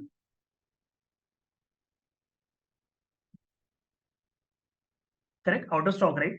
Out of stock makes sense to take your as target variable. You just want to see with out of stock relation other variables if they are in stock, or like if the product is in stock or not, based on different variables that you'll be seeing. Okay, so right now we see that there are a lot of no values and few yes value. Okay, so there is very limited scenarios where you are going to see out of stock, and there are high number of scenarios where there's no out of stock. Okay, and this is like prevalent, right? Like any imbalance classification data set, generally we encounter a lot of positives but little negatives. Okay, cool. So next thing, I'm just trying to print. Uh, Sorry, this value might change. Yeah. Cool. Okay. Next thing, what I'm trying to do is I'm just trying to print the unique values in each of the column. Okay. So basically, I can see like PO number, everything is unique. Present inventory, how many unique values are not. Numerical data, it doesn't make a lot of sense to check them, but I think other things like categorical data, you can see like majority of them have only two unique values, which is yes or no. Okay. Cool. Let's go to the next thing. I just want to see the value counts for each of the column. Okay, so I can quickly check. This is for PO number. Next one is for inventory. Okay, I see like inventory. Uh, cool. Numerical data. Lead time, I think is you can quickly check the frequency and all, probably the distributions and all that. Okay. So you can just get the value counts and just see for each of them. Okay, cool. Let's go to the next thing. Coming back to the idea. This is some of the basic checks that we did, right? There are other checks that you can do. Um, hmm, cool. So next thing that I guys want to talk about is, let's start with some univariate analysis. Okay. Okay. So over here, I just want to start with some basic univariate analysis just to see some of the numerical data distributions. Okay. So let's say I start with lead time. Okay. Are you guys aware of this plot? Are you guys aware of this plot? Can you quickly type in a one if you guys are aware of this plot?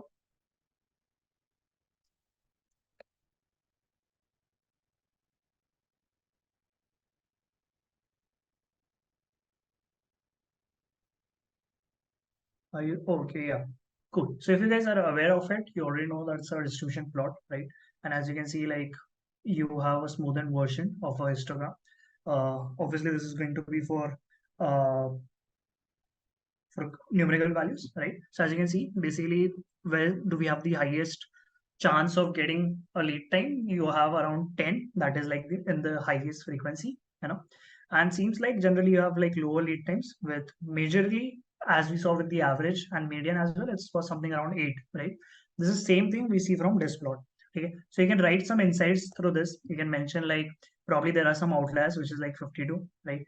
The same thing what we have seen from describe, but on an average it takes 7 to 8 days, which is a very good information in my opinion, uh, because you will be checking for hypothesis testing using lead time.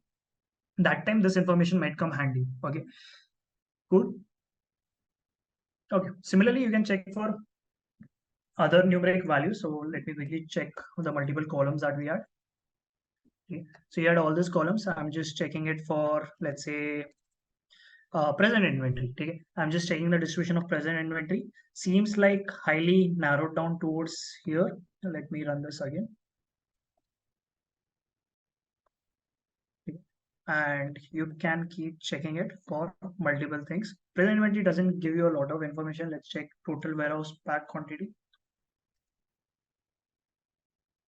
Anything else you want me to check? We can probably check minimum stock quantity. Yeah.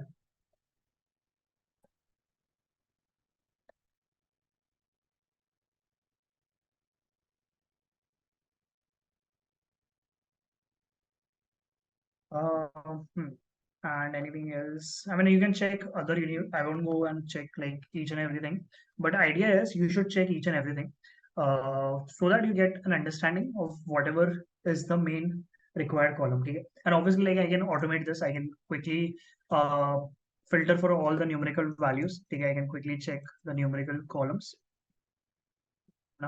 and whatever the numerical columns that I have, I can take them, where basically your D type is going to be what is going to be int or a float, right? I can just filter for those column and I can just write a loop for those numerical column and get a disk plot for each of them. Okay? I can do in an automated way as well, but this I just wanted to like go step by step. Cool. Okay. So there are a bunch of other things, bunch of other plots that you can quickly check out. Okay. You can check so disk plot histogram is almost quite similar only. You can check uh, okay, what else can you check for univariate analysis, guys? Do you guys know what other graphs can you check for univariate? Distribution, yes, we checked it from this plot. Anything else? What do you think? Pie chart? Hmm. That's, but let's just say we have numerical values, right? We have numerical values right now. Box plot, correct. So we can check a box plot. We can quickly check if the data has any outliers or not. Anything else? Count plot? Anything else? Anything else? Whisker plot, box plot. Okay, cool. Yeah, you can check whisker plot, box plots, count plot. Again, count plot, you can check for categorical data types. Scatter plot doesn't make sense to plot for a single variable. Line plot again will require two axes, right? You'll require X and Y. So again, you'll need bivariate data. Cool. So, okay, we can check for outliers and all. Outliers, I'll check it later. I'll have like a full functional outlier detection system. But let's just say I want to now consider multiple variables and I want to see like bivariate and multivariate plots. Okay, I can start with plotting and all, but let's just say for now I just want to you know I just want to see some basic probabilities. Okay, I just want to see basic probabilities. Okay, are you guys comfortable with probabilities? Can I quickly get a yes if you guys are comfortable with probabilities? This plot also helps in finding outliers. Yes, it does help. You can get for example, in lead time, right? We saw that from the distribution seems like data is centered over here, but you see like there's a little bit peak over here, which says like this is an anomaly, right? This is an outlier where it's quite far from your mean. Okay, you guys are comfortable with probabilities, right? So I hope you guys are comfortable with marginal, joint, conditional. Okay. So in any of the take away assignments that you generally get, right? Additional probability. Okay, cool. So basically, joint. hmm. So basically, in any of the take home assignments that you get for interview or your case studies, or in if you are solving in real world, I personally use a lot of statistics. I tend to use a lot of probability because I feel probability gives you a lot of insights. So any idea how can we generate probability values? Any idea which function of pandas can we quickly use to get a lot of probability values? PD dot something something. Any guesses what that function could be?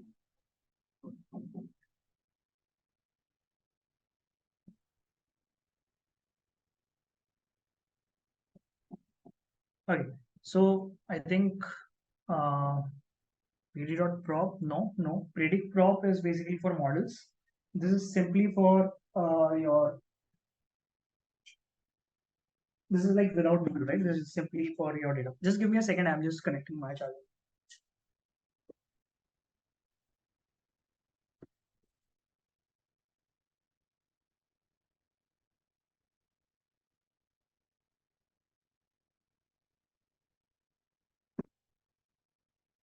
So basically, you want to see what is the probability. So let's just say we start with something like if I ask you guys, what is the probability that there is going to be an out of stock scenario? Okay. There's going to be an out of stock scenario, and basically it's going to be there is some risk. Okay, and there is some risk. Let's say risk 3. You had a column for risk 3. Basically, the risk 3 is yes. Okay, so basically, what is the probability of? So what kind of probability is this? Do you guys know what do out of this 3? Which probability is this? What do you think?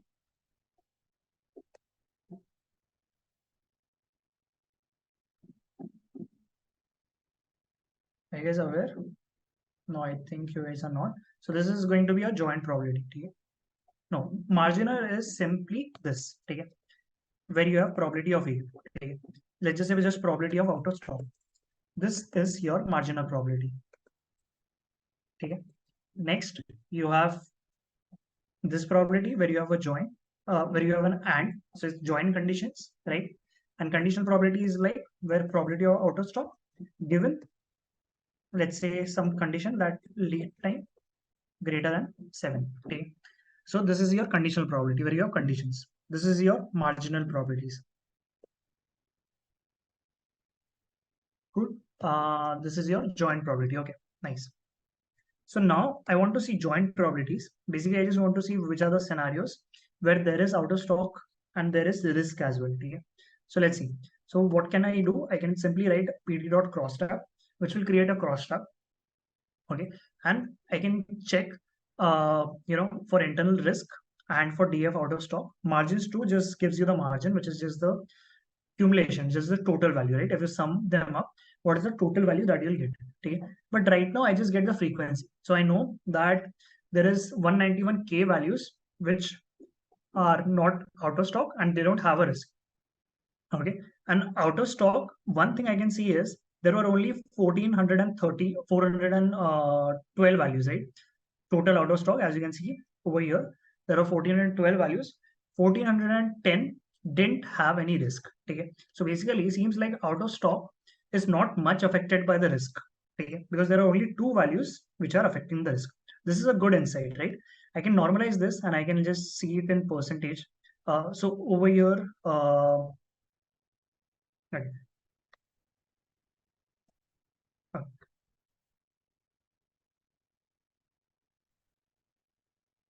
okay. So over here, as you see, basically the same thing. I've just normalized this. Um, what I've done is basically over here, let's show this to you. I'm just generating the probability values by dividing by the total number of values. That will give me the probability, right? So basically what I want to start with is basically you have a crosstab. So this crosstab, which we just saw above here, okay, you had a crosstab, okay, which gave you this value for no, yeses and all. Okay. Basically what I want to do is I want to, for each of the values, I need to divide by the total values. When you divide by the total values, you'll get the total probability. Okay. So now I'll just have to take a transpose. Okay. When you take a transpose, what happens? You'll just get rows and columns interchanged. Okay.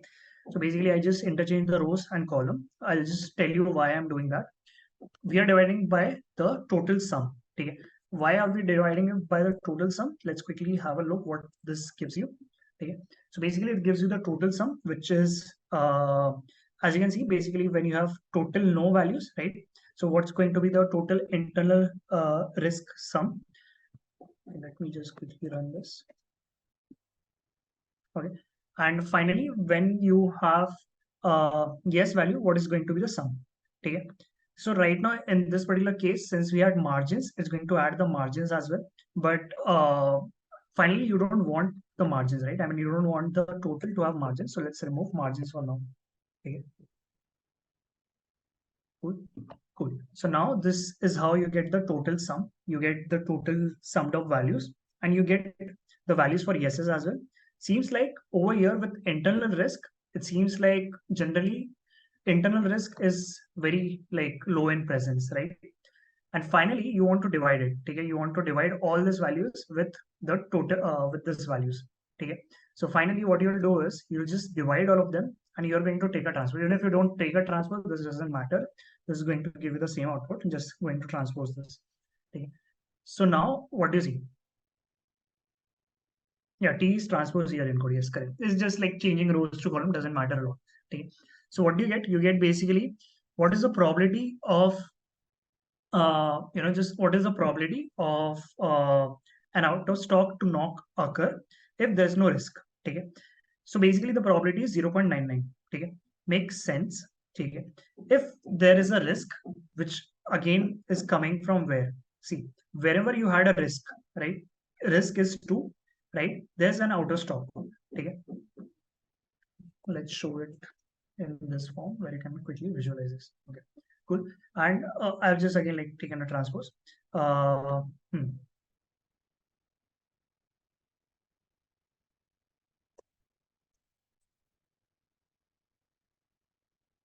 Okay. So now, seeing I'm just printing over here. So basically, like whenever there's no risk, there's very high chance that it's not going to be an auto stop. Okay. Similarly, you can say like whenever there's a risk, it's again like high chance that's again not going to be auto stop. Since both of them have a high probability, risk and not risk of getting a high stock, like high auto stop, what we can infer is it's not dependent, right? It's not causing any particular change. Why? Because if it's stock, if it's out of stock, it's not out of stock, doesn't matter because probability of out of stock is as it is high, right? Here also it's 0.9, here also it's 0.97. Okay, so it's not mattering that much. And obviously, opposite will happen in case of if there will be out of stock. Okay, seems like most of the time it's going to be not out of stock. Okay, so let's plot this. I just plotted this using uh, your using the probabilities and just plotting the bar plots. I can see again like majority of the time there's not going to be an out of stock. Again, you can imagine this is like quite biased by the high number of the no values in outer stock. Okay. So this kind of analysis, right, fetches you a lot of marks in interviews. Okay. If you do all this cross tabbing, if you talk about probabilities, okay, I can talk about conditional probabilities, I can talk about marginal probabilities, I can fetch all of them using cross tab. Okay. So all these things really helps you. Okay. So one more thing, let's quickly try to see it over here. So one thing that I can quickly do over here is this, where I can write pd dot cross tab.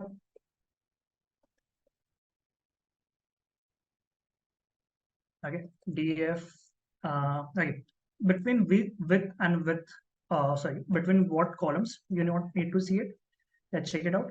So basically, you have like all these columns. I'm majorly interested in taking out of stock scenarios. So that for sure I'm going to take it. Okay. I just want to see how other factors are going to cause a change. So I'm just taking the joint probability. Okay. And I want to probably let's look into probably you can check if internal risk one is causing any change. We saw for risk three. We can check for risk one. A shortcut way to do this is just use normalize equal to true. Okay. This will directly give you the probabilities. Okay. I mean, this is just a shortcut way if you don't want to go by the lengthy ways and all. Good. So you get the different probabilities that you have. I can see like 76% times it's going to be no, 22% time it's going to be yes. If the internal risk is yes and outer stock is no. Okay. So basically it's just tabular representation, right? You can get a lot of information. Wherever I see a very high probability value, wherever I see the probability value is like 0.9, 0.98, take a 0.91, I can look into that because that is a very strong indication there is going to be there's 90% chance that there's going to be an out of stock. Okay. Look into what is causing it. Okay. In case if I see internal risk one is giving you 90% OS, 90% probability that there is going to be an out of stock if internal risk is present. Okay. If internal risk is present, 90% probability out of stock is going to happen. This is such a good indication. Whatever the internal risk one is, you need to sort it out. Okay, you need to sort it out. Cool. I'm not like forcing a lot on the mathematical parts and all because I know you guys are comfortable with probabilities, marginal, joint, and cross term and all. So I'm going to like skip all that. But these things you should definitely like keep leveraging it. Okay. Another things that you can quickly check into is hmm,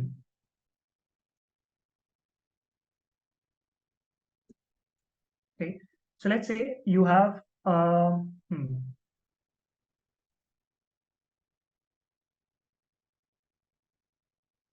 right. So basically over here, this were the joint probabilities, right? This was the joint probability. What if you want the conditional probability? Okay? What if you want to see what is the probability of out of stock given that it's an internal risk? Okay? I hope you understand the difference between and given, right? Any other category column with O's? Yeah, you can check with either category column. I'm just showing you an example of a conditional probability. Okay? You can create your own variation, but over here, probably what we can do is we can quickly label this. Let's just say we call this as, let's say I would just want to name this as crosstab CT. Okay. CT, let's just say I want to, whatever this conditional probability, okay, this is your conditional probability. You had your this thing, let's divide it. Okay. You over here, just mention this, just mention the axis equals to 1. Okay. Axis 1 going to sum across, and what else can you do? Okay. Internal risk 1.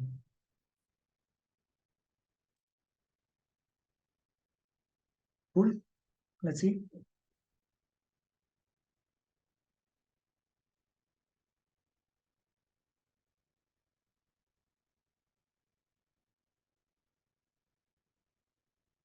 Yes, so this is going to take some time for computation. Basically, what you will be able to get the conditional probability. You know the formulas, right? Basically, P A B divided by P of B. This is your formula for conditional probability, which is P of A given B. Okay. Okay, I see a lot of null values. Just a second, let me quickly check. I didn't properly mention the names. Let me quickly. Internal risk 1 is category column. Yes, it's a category column. This is a category column. You had yes and no. Okay.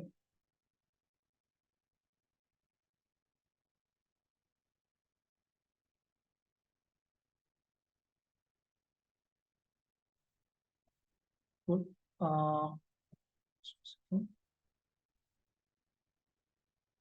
Cool. So we have got the joint probabilities. Or one more thing we can quickly get is just sum to get the total values. So probably what we can do is this. So this axis goes to 1.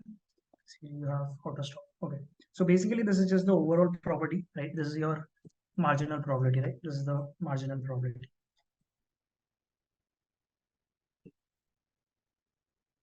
You are getting the marginal probability, which says like, what is the scenario for auto stop? Majority of the time is going to be an auto stop. Let's name this as OS marginal. So let's say OSM. Okay. Let's go. Let's divide by the total. So I was trying to divide it by the particular column, but let me fetch that particular column after dividing it with the total value. So now, as you can see, like we have a very significant proportion. Okay, this is like not normalized.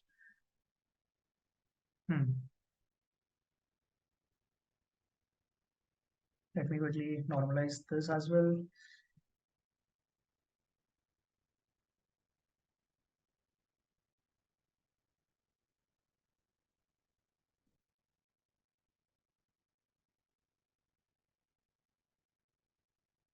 Right. Cool. This seems fine. Okay. Okay. So now basically what we have got is basically we have got the probability of getting equal to stock, auto stock or not auto stock. And next is basically where we have to um,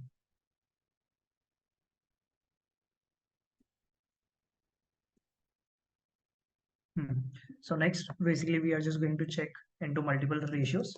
So now let's quickly check all these ratios where we saw so this is basically where we got the conditional probabilities. We can see probably majority of the time, like maximum percentage of time is going to be yes, where you have an internal risk but it's not going to be an auto stop. Similarly, we can check and plot all these ratios. So I've just plotted for multiple things. I've already plotted for internal risk 2. Internal risk 2 probably doesn't impact a lot where you have like 0.49, 0.47, right? So it's not like that high. I can check for recommendation system. If it's recommendation, what the probability is, again, like not impacting significantly.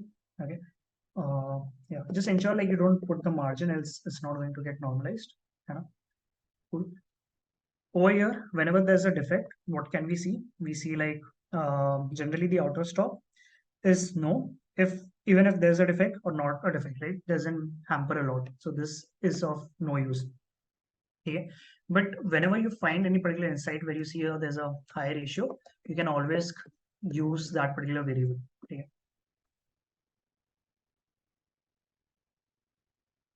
Cool. So now I'm going to check for a violin plot. Are you guys aware of violin plot? What is a violin plot? Are you guys aware of what is a violin plot? You guys are not aware? Yes. Okay. So let's quickly check it out. Okay. So violin plot is basically in shape of violin. It's just like a violin shaped, right? Looks like a little bit of violin. So basically, this is same inside it. If you look at it closely, you will see a box plot, right? Basically where you have the median, you have the interquartile range, and you have your IQR, right? I mean, the 1.5 into IQR and the below it as well, right? Post which you will have like outliers.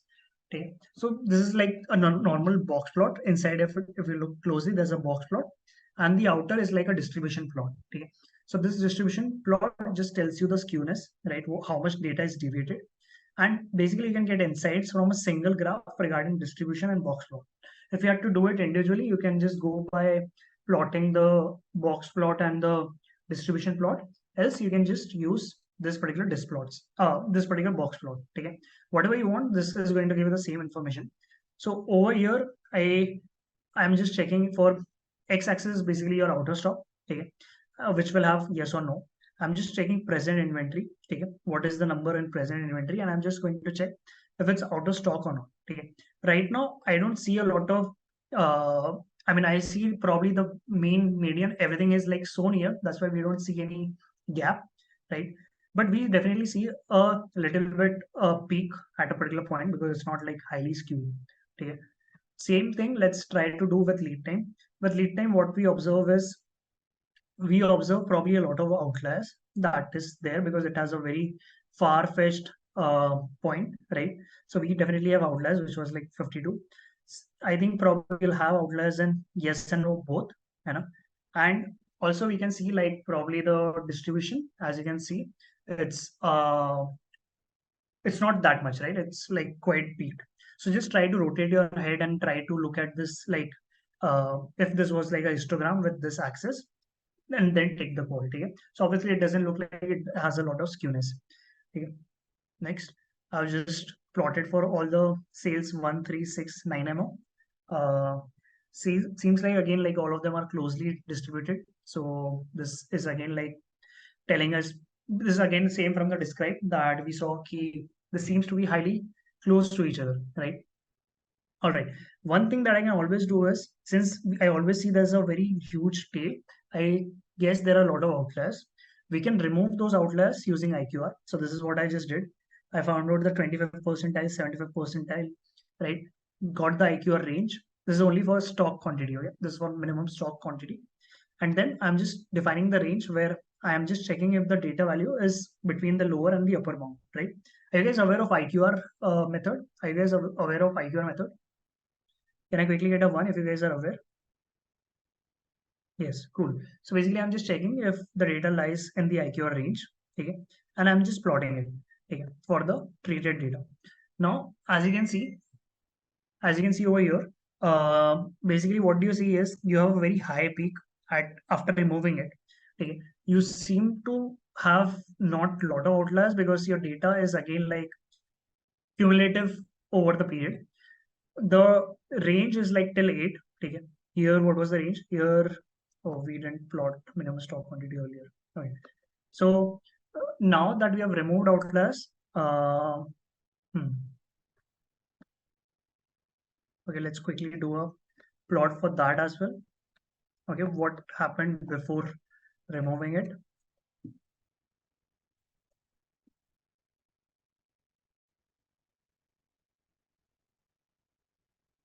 Okay. So now before removing it, you saw like we didn't even have a skewness that was visible, right? But post removing it, we definitely saw that the range itself is lower and automatically the scale changes, right?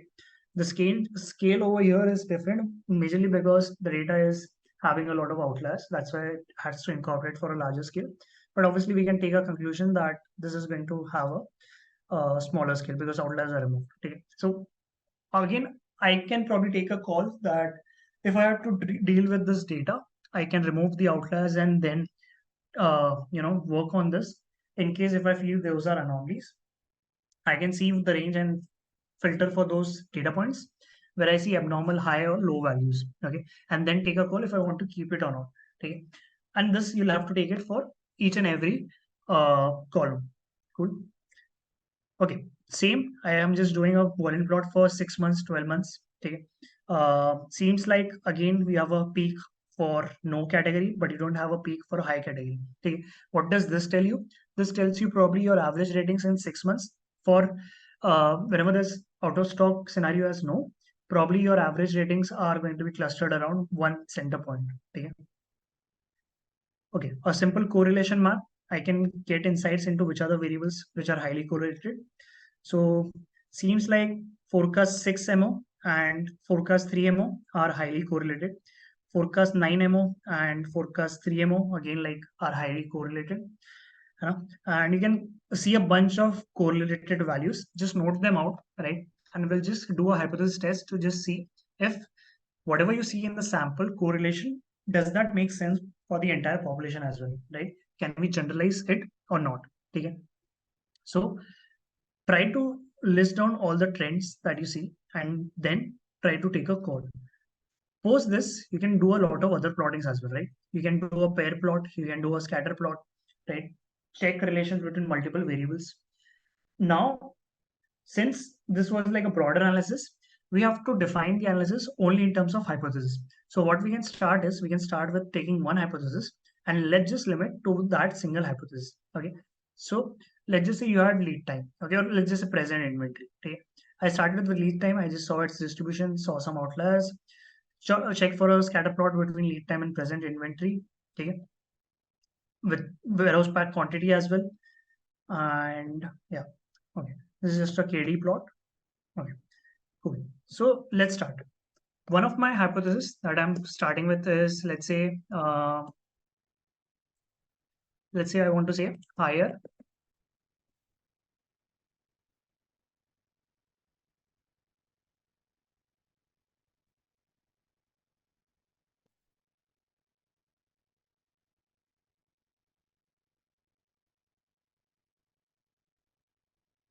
okay. So this is my hypothesis. Okay. Let me write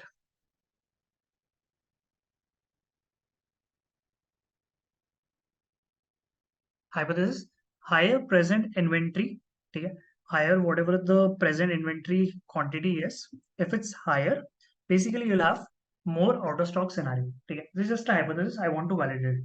Okay. Quickly, you can just start with a box plot. Okay. I am just checking out of stock and present inventory. What do I see over here? I probably see a lot of outliers in the no cases. You have high present inventory. Okay, let's check the distribution. Out of stock, we knew like it's quite imbalanced, right? Now I'm just filtering for the data. Okay, I'm just filtering for the data. And since okay, first of all, like let's define the hypothesis. Let's go step by step. What will be your null hypothesis? You have a null hypothesis, which is going to be H naught. Okay, this null hypothesis will say like basically you can say like mean present inventory.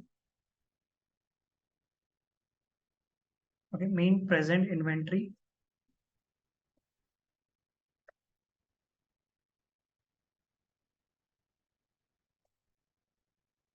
quantity. Mean present quantity is same for out of stock and not out of stock scenarios. Okay. I hope you know how to define hypothesis and all, right? You know, right? Null hypothesis हम कैसे लिखते हैं? Cool. So now let's write alternate hypothesis. So let's say, what do you want to check?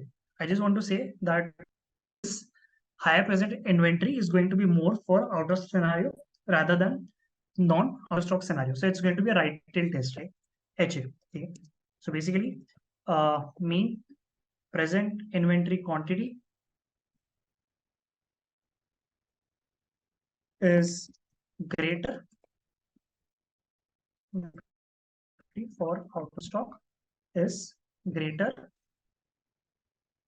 than non or not out of stock scenarios. Okay. Cool. So these are our hypotheses. We wrote two hypotheses. Okay. You have written null hypothesis and you have written alternate hypothesis.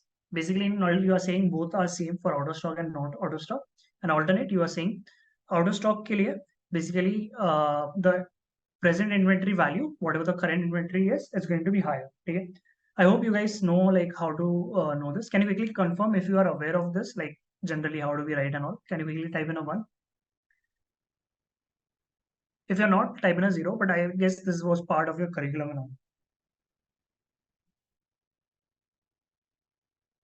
Can I quickly get a one? Thanks, Hema. Thanks, Swati. Thanks, Kirtana. Thanks, Robin. Okay, okay, nice, nice, nice. Okay. So, Shubham, this is a hypothesis. Okay, this is a hypothesis that we are having. It's not validated. Okay, हम बस बोल रहे हैं कि let's just say there's a high inventory value. Okay, let's just say there's a very high inventory value. Is there any chance of an out of stock occurring? Okay, the reason that I can think of, it could be either way. Okay, so let's just say if you have high inventory value, you probably have bulk order. Okay, and whenever you have a bulk order, generally there is a higher chance of mismanagement. And whenever there's a high chance of mismanagement, there might be a higher out of stock scenario possible because supplier might not be able to completely ship the entire order, right? You require more vehicles to ship them, right? That is one thing. Another thing is basically, let's just say if you have an excessive inventory, you might have to store the excess inventory in a warehouse, okay? Because let's just say store has a capacity to store only 100 units, okay? And you had around 1,000 units. So excess 900 units need to be stored somewhere. Okay? Need to be stored somewhere else. So this 900, they need to be shipped to the store. Okay? And if they are not shipped on time, it will lead to out of stock. Okay?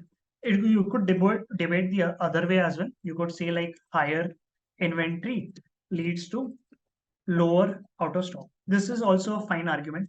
Okay? You can say like probably, let's just say the inventory that you had, since you have sufficient inventory,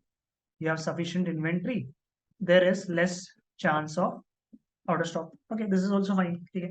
In that case, what will happen? Your hypothesis will be invalidated. Okay. So whatever it is, like your instead of right tail, it will become left tail. Okay. This can become smaller, but your answer should be same. Okay. Would you usually have to define MD for such hypothesis? No, you don't have to define MD. MD we generally define in A/B testing when you are particularly like launching a feature or you're testing something where you have a minimum detectable effect to measure using a baseline value. But right now we don't have to do it. We're just using sample data. We are not launching anything. Yeah. Cool. So now what can we do? Okay. So you had this data, you had the null hypothesis, you had the alternate hypothesis. Okay, cool. So now let's think about what test we can employ. Cool. Over here, one thing that I can quickly see is since this is highly imbalanced, but we have enough data more than 30. Okay, you have data which is more than 30 units, right? So sample one, which is the no sample, it has more than 30. Yes sample has more than 30. So if you have more than 30 samples and you want to compare two means, I think one test that you can quickly use is t-test. Okay, t-test. So it's going to be two sample, you have yes or no, two sample t-test, and basically what you have to do is you're using a right tail. Okay? Right tail. Why? Because you're checking greater than, right? First thing is greater than second. So obviously it's going to be a right tail test. Good. So now let's quickly check the data. You know, so I'm going to use this test. For t-test, we have some conditions, right? So first condition, basically mean and standard deviation should be finite, right? Population, okay? Mean and standard deviation of population should be finite. Why? Um, because of CLT, right? For central limit theorem to hold true, this should have a finite distribution, okay? And you can also check for normal distribution of their sample, normal distribution of samples, normal distribution of sample. You can check independent observations in sample. Okay? You can check multiple things. Good. Uh, Okay. So now these are the assumptions, right? This is a parametric. Parametric is where you have assumptions, right? So this has some assumptions regarding the data. So let's quickly validate those assumptions. Okay. But for just before like moving ahead, I can't like directly proceed with this test where you have imbalanced data because that's going to be biased towards no values. So we just want to create a more uniform, you know, way. So probably we can sample it to 3K or we can just sample it to same, which is 1412. Okay. Whatever, like just keep it nearby. Okay. So if I do it like this, I have created basically a data where you have no. Okay. So let's just say I name this as no auto stock scenario. And let's just say this is auto stock scenario. Okay.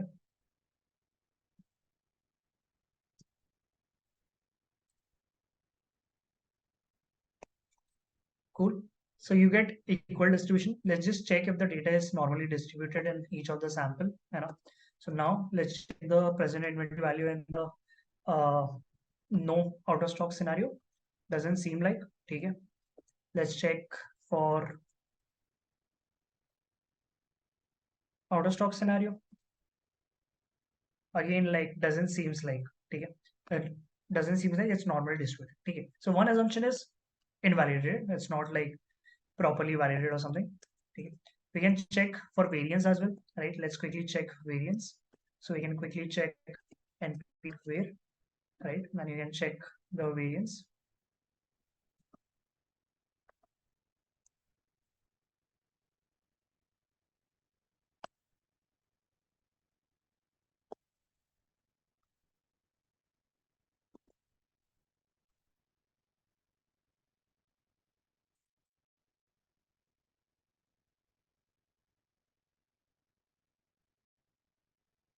Okay. So basically we see variance is quite high, right? As you can see, it's like 564K, which seems like a lot high, right? And it's not equal, right? If you look at this, probably the variance is very far, right? As you can see, is it 564K and here it is, okay, it's around 3 million. That is too high, right? The standard deviation itself, when you square root this, is going to be again standard deviation itself is like too high. So one more condition for your t-test is generally we check for equal variance, else it's not highly reliable. Okay. So one more thing that I can quickly figure out over here is probably you have a very high standard deviation. That is one reason why you are high standard deviation is fine still, but you should have equal standard deviation, right? But it's not too nearby. Okay. So that's why again one of the reason that your t-test might fail. Okay. So where did we write? Equal variance. Okay. There are specialized tests which you can use in this condition. But let's just say we still in real world also in case if assumptions are failed, we still like get an opinion of the test to understand if like if we can get any insight without validating the assumptions and all. So the more assumptions that are true, the more reliable the test is. Okay. But that doesn't mean that you can't test it. The main condition, the main important assumption is mean and standard deviation should be fine. Okay. So in case if they are finite, I think you can go and proceed with the test. Okay, just test it out. Okay. But obviously, like more assumptions validated, more reliable it is. Same case with linear regression as well, right? Okay, so let's quickly check this. So basically, I'm just checking. Left side is going to be what? You're out of stock, right? Out of stock is greater than the non-out of stock. Okay, cool. So alternative hypothesis is going to be greater, right? And equal variance, no, there is no equal variance. So I mentioned it as false. I'm using t-test independent, right? There are independent observations that you have. Okay, let's try this out. Okay, so what do we see? We see statistics is minus 4.8. P value is like p value is 0.99. Okay, so p value is definitely like greater than significance level. Significance, let's just say we set it at 0.5. So will you accept or will you reject null hypothesis? Will you accept or will you reject null hypothesis? If you will accept null hypothesis, write A. If you will reject null hypothesis, write R. Okay, A or R. Null hypothesis. Okay, accept or reject.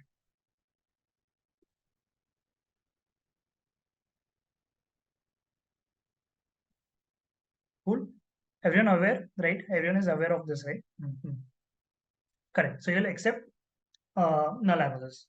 Okay, cool. So basically, what was the null hypothesis? The null hypothesis was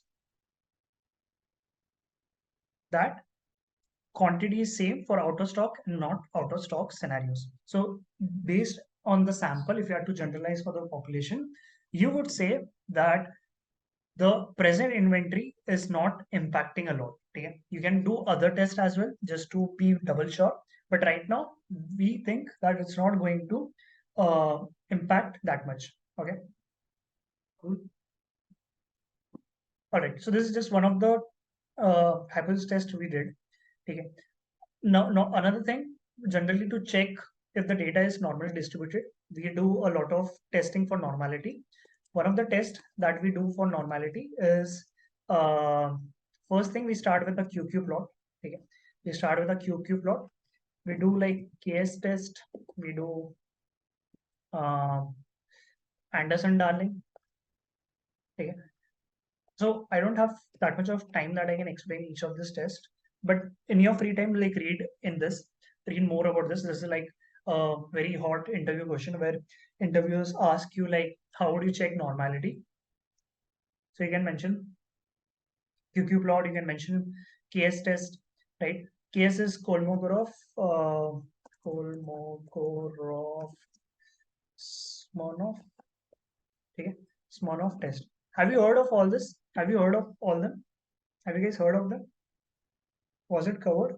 Kolmogorov, Smirnov, Anderson, Darling. KD plot, yeah. I mean, if you just had to start, you can check with KD plot. But to be double sure, always use this plots. Okay, these are required. Okay, so one of the question in Microsoft interview. So this question was asked in Microsoft data scientist interview. The question that was asked is basically,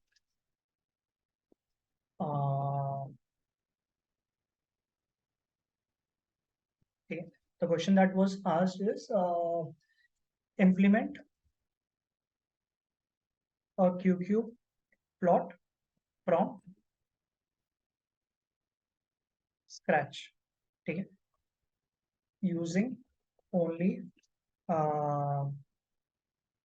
actually without using any functions. Okay, this was a question that was asked in Microsoft coding round interview for data scientists in Python. You were like free to use any language, but let's just say you had to do in Python. Okay, how many of you think you can solve this question? How many of you think like you would be able to solve this question? Can you write a 1 or 0? Do you think you would be able to solve this?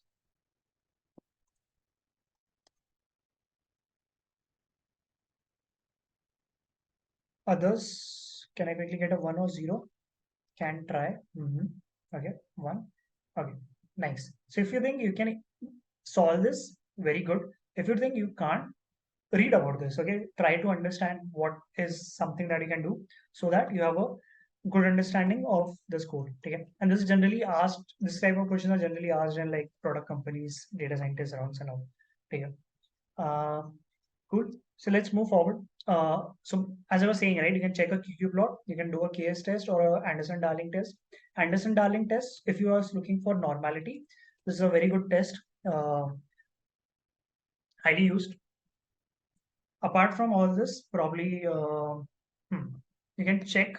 Okay, one thing is test for normality. Okay, you check for test for normality. This everything you need to implement. Okay, test for normality. Another test for equal variance.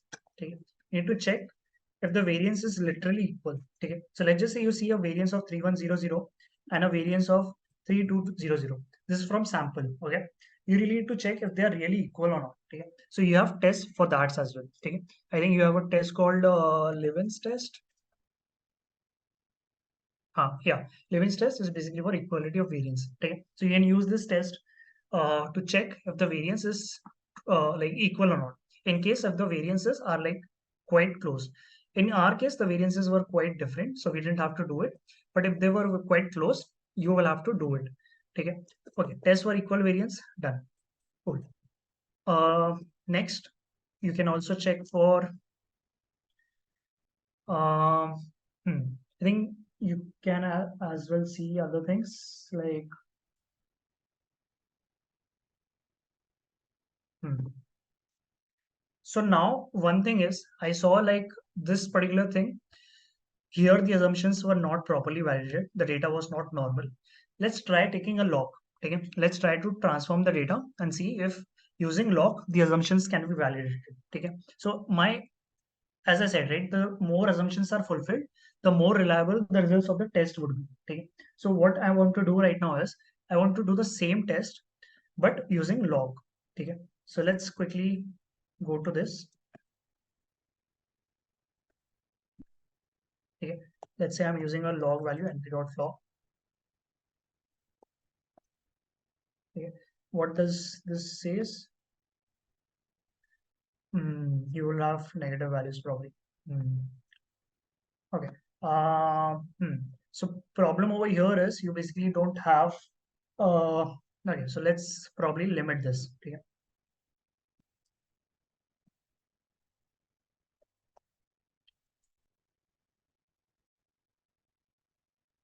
Okay, -2304. So you have a lot of negative values. That's the reason you would not be able to take this. Cool. So probably what we can do is hmm,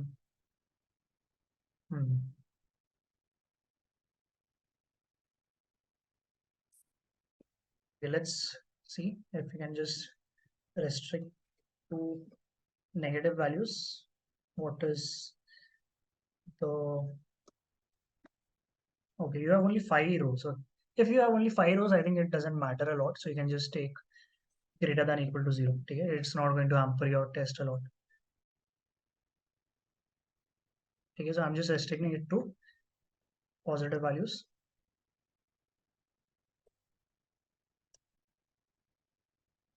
Okay.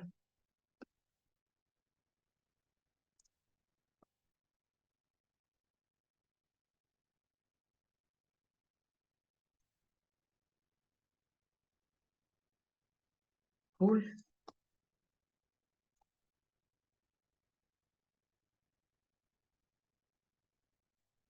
What's the issue? What's the issue? Spread minus infinity to 10.5 is not finite. Okay. I think do we still have negative values? We don't have, right? We shouldn't have. Let's validate it. Uh,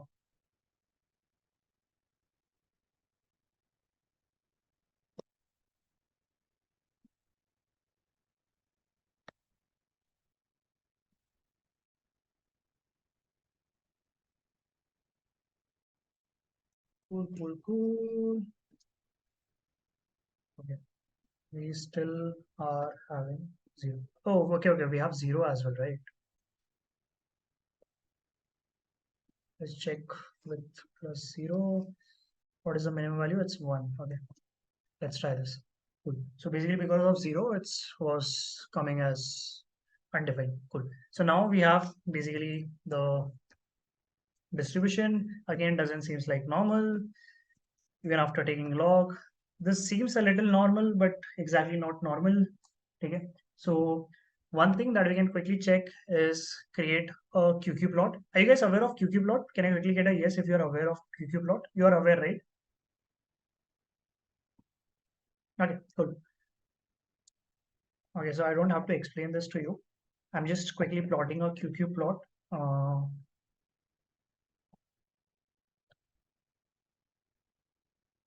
just to check if the data is normal or not. Okay.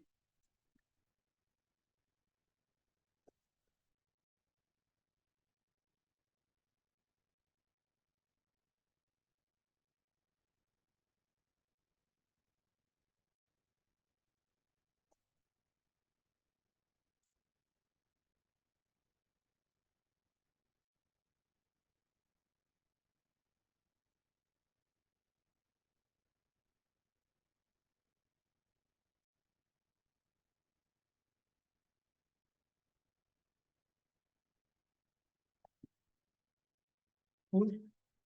Let's try this out. What happened? np.log.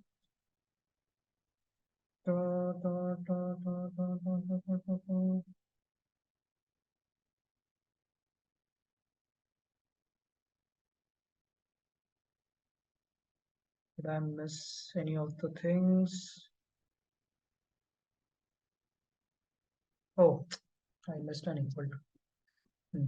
Okay, so cool. So now let's say you get this plot, and basically what you can see is it's not normal because you have a lot of data values which are far from the line, right? This is how you interpret it. It should be exactly on the line, right? The more closer it is to the line, the less outliers you have, and the less skewed the data is, implying it's more towards normal distribution. Okay, cool. So you can check for other distributions as well. There's one more test which is uh, you can check for normality, which is Shapiro-Wilk. Okay. Again, a test for normality.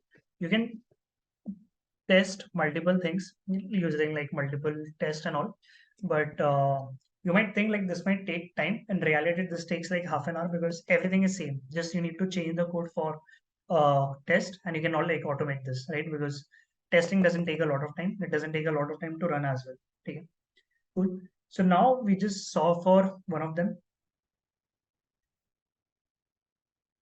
Okay. Uh,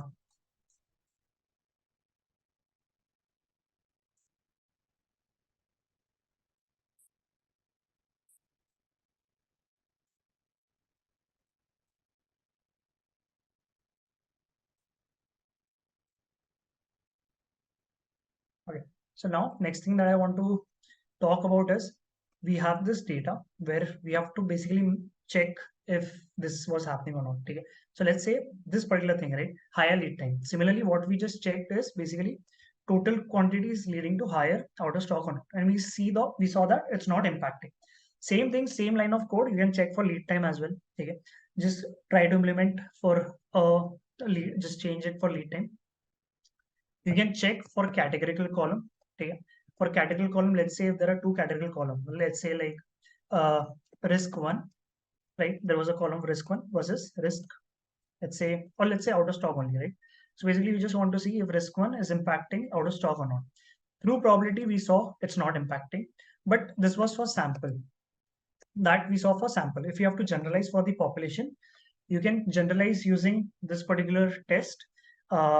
So basically, if you had like risk one, which is like yes and no, and then categorical, right? Out of stock is again like yes and no.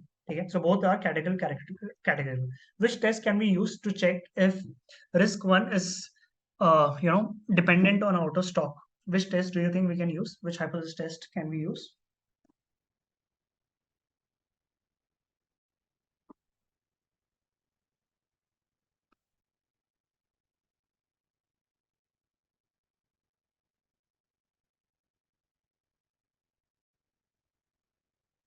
On guys, are you guys aware which test can we use for category versus category? Yes, correct. Dharan Niraj. Okay, nice. So, uh, Dharan Niraj, good work. This is going to be a chi-square test. Okay? Whenever you have two category variables and you want to check if they have relation or not, you can always use a chi-square test. Okay? So basically, chi-square you can import the chi-square contingency table, and just check this out. Cool. Uh, hmm.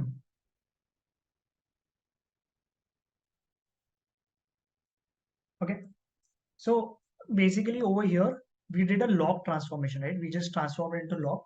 Similarly, we have something called as box cost. Okay. This something we saw in the above line, right? When we were trying to import stuff, right? You saw it over here. You saw this box cost transformation. So basically it's a transformation. Okay, let me show this to you in simple words. So it's just like how you take log and you transform the data. Similarly, you have a function. So this comes from power law. Okay. So power law, you can actually transform few functions using mathematical formulas. Okay. So again, it has like a complex mathematical formula, but basically it's going to transform into a normal data. Okay. We use it to transform non-normal data into normal data. Okay. this is the formula. You don't have to remember the formula and all. Main thing to remember is like lambda. So it basically gives you a lambda, which is the lambda value. This lambda just tells you like what is the optimal like lambda value for making it normal. Okay? So using this formula, it will basically just generate this and you will get it. You can see like, okay, so basically over here you can see like in case if lambda was -2, it's going to, for it to transform to the normal data, the function that it's going to use is something like y to the power of -2. Okay? So similarly, each lambda will have an associated function which is going to best map it to normal distribution. Okay? So it's not guaranteed that it's going to be normal, but it tries its best to just be close to normal distribution. Okay?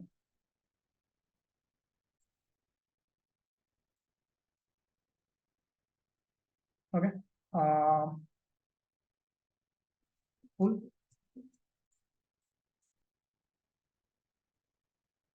All right. One more thing. Let's just say,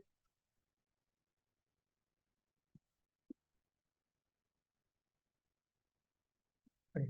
So now you can quickly validate your hypothesis using multiple tests, right? You can check between two variables, right? Like let's say risk one is impacting out of stock, or let's say is negatively impacting out of stock. Okay. Similarly, you can write other hypotheses and test each of them one by one. Okay. Cool. Uh, hmm. ANOVA, you don't have to use it, so I'm not going to talk about ANOVA right now. But right now, for your chapter 2, this is the end. Okay? This is the end where you complete your hypothesis testing. You find out variables which are going to impact. Okay? So let's say your variables that you found out is like lead time is impacting. You do multiple tests and you figured out like lead time is one of them. The warehouse pack quantity is one of them. Okay. And let's just say some other variables, okay, some other variables based on which you thought that probably this are going to be impactful. Okay. And some else. Okay. So now once you have all these variables, okay, your client that these are the variables, okay, this are your important variables. This is chapter 2 end. Okay, chapter end. Let's important variables or factors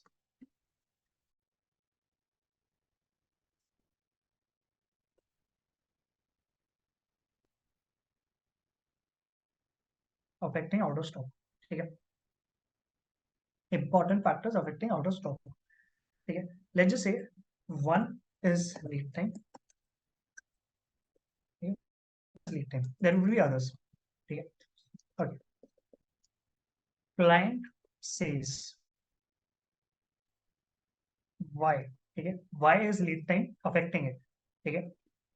So whatever the reason is, probably basically on the supplier quality or supplier not delivering on time. Okay. You need to fix this. Okay. You need to fix this. Client says lead time is not proper. Okay. This is just one of the features you found out.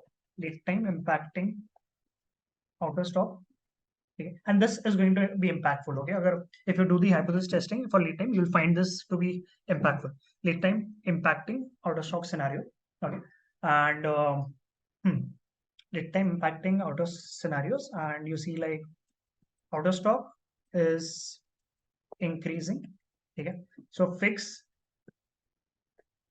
lead time issues. Okay. Question is how. Okay.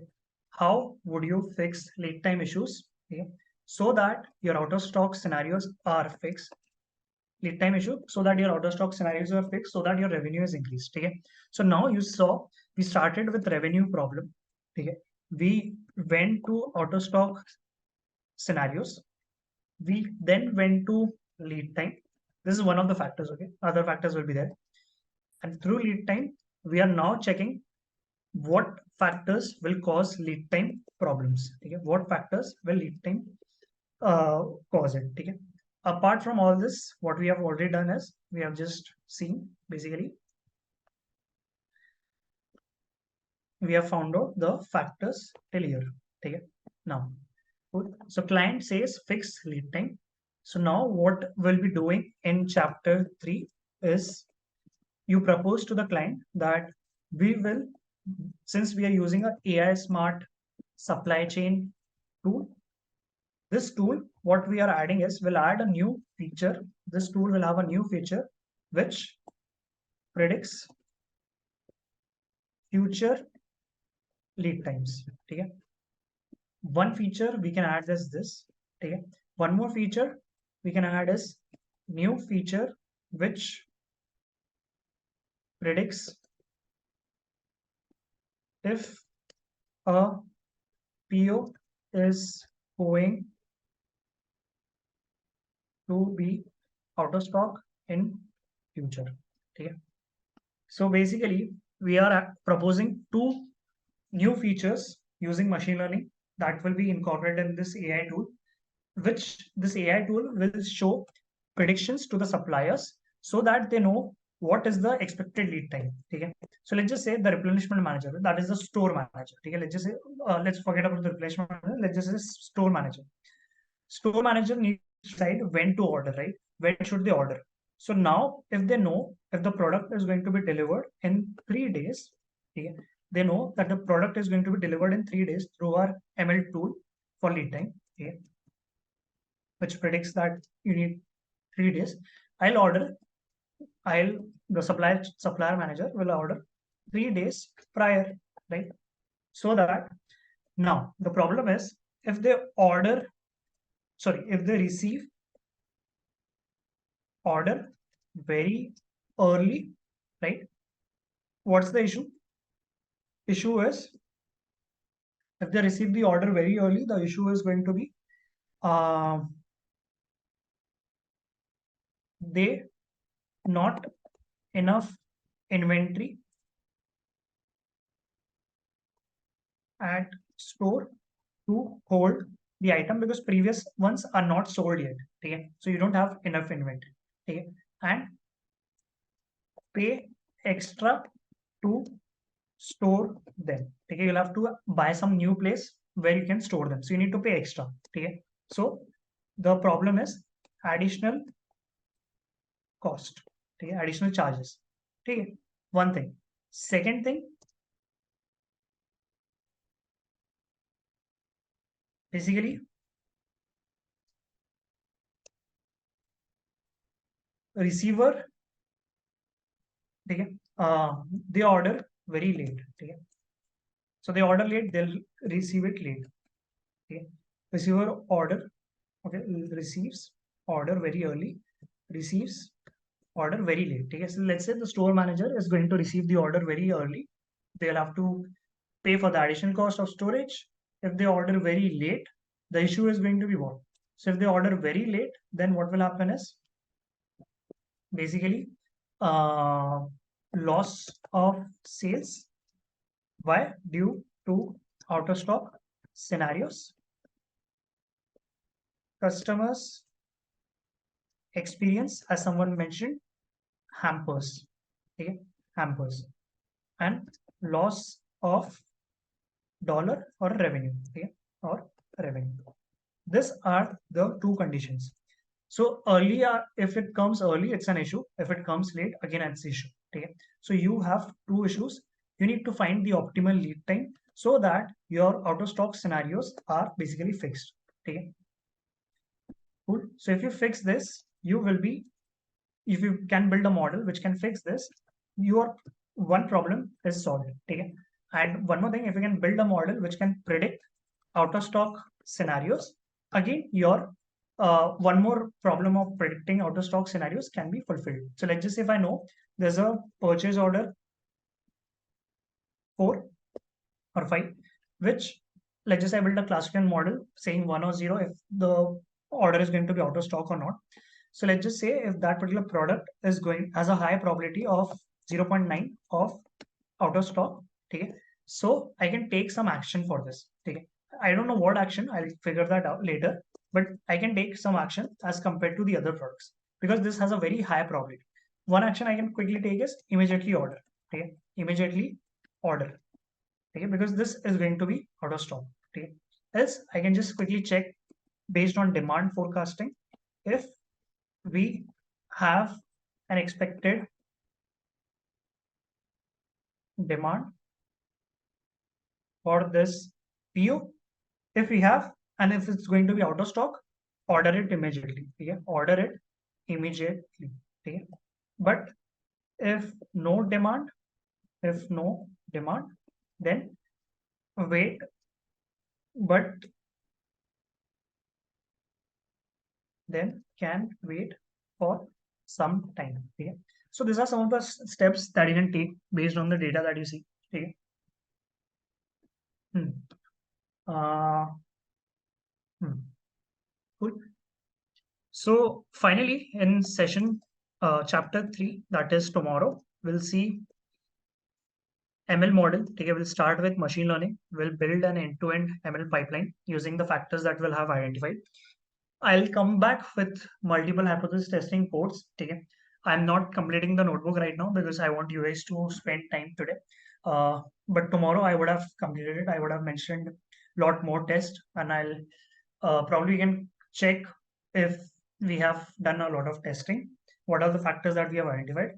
We'll proceed towards building the ML model for solving these problems. Okay. We'll see how can we. Again, we'll have a proper framework for ML model building. Okay. And I hope you guys are comfortable with are you guys comfortable with neural network? Are you guys comfortable with neural networks? Can I quickly get a 1 or 0? 1, 0, 1. Others, are you guys comfortable? No? Okay. So I think let's not go into neural networks. But what about like random forest, decision trees, XGBoost? Are you comfortable with those? 1 or 0? Okay, comfortable, right? Good. So we'll look into those algorithm, basically linear and non-linear algorithm. Okay. Uh, but we'll have a framework. Okay, we won't directly start again diving into the code. We'll spend some time into understanding the framework, which kind of model do we need, and what kind of feature engineering and data processing, cleaning we'll have to perform. Okay. So today's class was more about finding the insights. Tomorrow's class is going to be purely ML. Okay. Cool. So let's end over here. How many of you understood more than 80% of what we covered today? If you understood, just type in a me. Okay. Me. Okay. If you understood more than 80% of what we covered today, quickly type in a me. If you did not, just type it a not me. Okay. Not me. Just type not and then me. Okay. I just want to understand how many of you understood more than 80%. Okay. 80%, I always take a benchmark because I feel for a 3-hour session, you can't have consistent concentration and it's not like possible as well. So even if you understand 80%, that's well and good. Okay. Cool. Okay. Adamya says not me. Adamya, like if you can go through the recording, that will be useful. Otherwise, like if you have any other question, you can feel free to ask me. But others, I am happy like you guys were able to understand. Okay. But oh yeah, I'll surely summarize. But did you get a flavor of what exactly happens in real world? Okay. We started with a very big team which was building an AI tool, right? This tool, let's just say the coding, the technical backend and all, you have software engineers, right? You have app developers. You for checking quality of the tool, you will have quality developers. Okay. The data science team specifically for a particular feature, for a particular feature for in this AI tool, which is to predict lead time or just out of stock scenarios, analyze, right? Analyze factors. This is the work of data science team. Okay. Okay.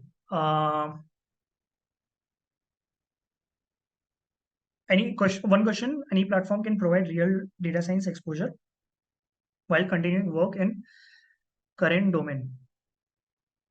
Okay, okay. So you're asking any platform that can provide you a real data science exposure while continue working in current domain? Yeah, sure. I think you can quickly search for this Omdana. Okay. I really like this platform, Omdana. Go to this. This is like this gives you real world exposure. So in case if you want to collaborate, you can do it side by side to your job or to your like college life or something. and it is a very nice platform where you can see projects and all. Okay. I have like many more platforms which I can talk about, but this is one of them. You can go to projects, see which is the ongoing project. This lasts for like 2 months or something, and these are like real data scientists with whom you collaborate together. Okay. So you have to join a project. There is team of 5. There is ML ops, software development, right? And there can be like 80 collaborators and all. So there are like business people. There is going to be non-tech people. There is going to be tech people. Okay. And you can start working on this. So this is something related to like NLP. This is something related to just analysis. One is related to, I think, forecasting. This is related to neural networks, right? This is normal analysis. So you can join all of them, and this will have like real meetings, real people. As you see, all of them participate virtually, and this gives you like a very good real world exposure. Okay. I mean, this thing, I don't think a lot of people are aware of it. This is like free of cost and you don't have to pay. Yeah, for sure, like you don't have to pay. It's kind of a fellowship and gives you a real world exposure. Okay. Was this useful, guys? Can I quickly get a big yes if this was useful, if this platform was useful to you? All right. So I have a lot. I mean, I can't emphasize on this, but I actually have like a lot of uh, hacking, not hacking, but growth hacking techniques, which I feel like uh, you guys can also leverage. Okay. Um, cool. Cool. So we'll probably continue the discussion tomorrow. Did you enjoy the session? Like, did you guys had a good time? So today we just understand the problem and generate the insights. Yes, correct. You just generate the insights and identify the factors. That's it. Nothing else. Okay, you just identify the factors and you generate insights. This itself in real world, this takes around like 1 month of time. Okay. Uh, cool. So just to summarize, we started with the problem where we were having a Fortune 100 retail client. We were working in the SCM team. We were working in the data science specific SCM team, where we had the problem of decreasing revenue and we had to increase it by some percentage. We had a suspect that there is out of stock scenarios which is causing loss in sales, and we had to identify what is causing it. Okay. So we had a statement of work which outlined all this.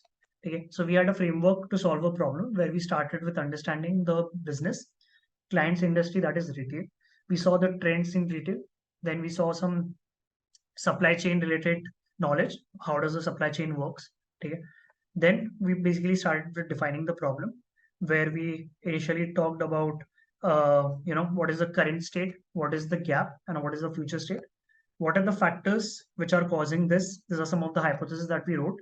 Then we looked into the data sources, right? Which are the data sources available?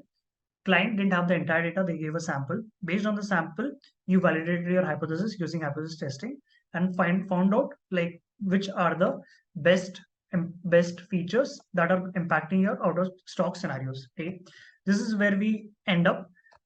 In the next chapter, we had like a meeting with the client, and the client says that basically we have to fix lead time issue. This is like a priority. Okay, based on the insights that we have forwarded, client is asking us to fix lead time issues. Okay, and this you will also see when you do testing for lead time. Sure, I'll share this.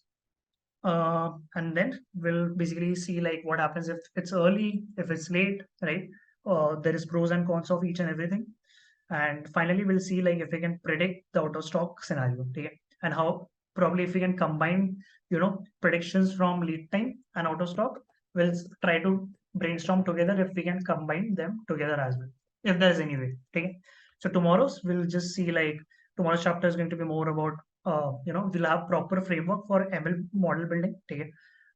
This framework you're generally asked in interviews and all. So we'll talk about that, and we'll talk about algorithms, code, feature engineering, data pre-processing, deployment. We won't go into because I don't think so. We would get that much of time, but we'll just take to like we can talk a little bit about deployment, but we won't go there technically because that again will require a couple of hours. Okay, cool. Thank you so much. Did you guys enjoy our session? A quick poll. I just want to know like how many of you enjoyed the session and you just loved it and you would be happy to be back. If you would be, just type in a big yes. This is like the final yes that I have for today's session. If you found this to be useful and all. Okay. I tried my best to give you some exclusive things like Rostab and QQplot and things which will definitely fetch you marks in your interviews.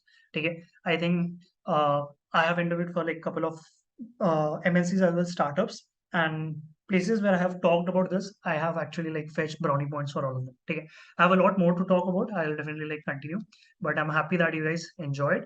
Tomorrow the project will be completed. Yes, it will be completed.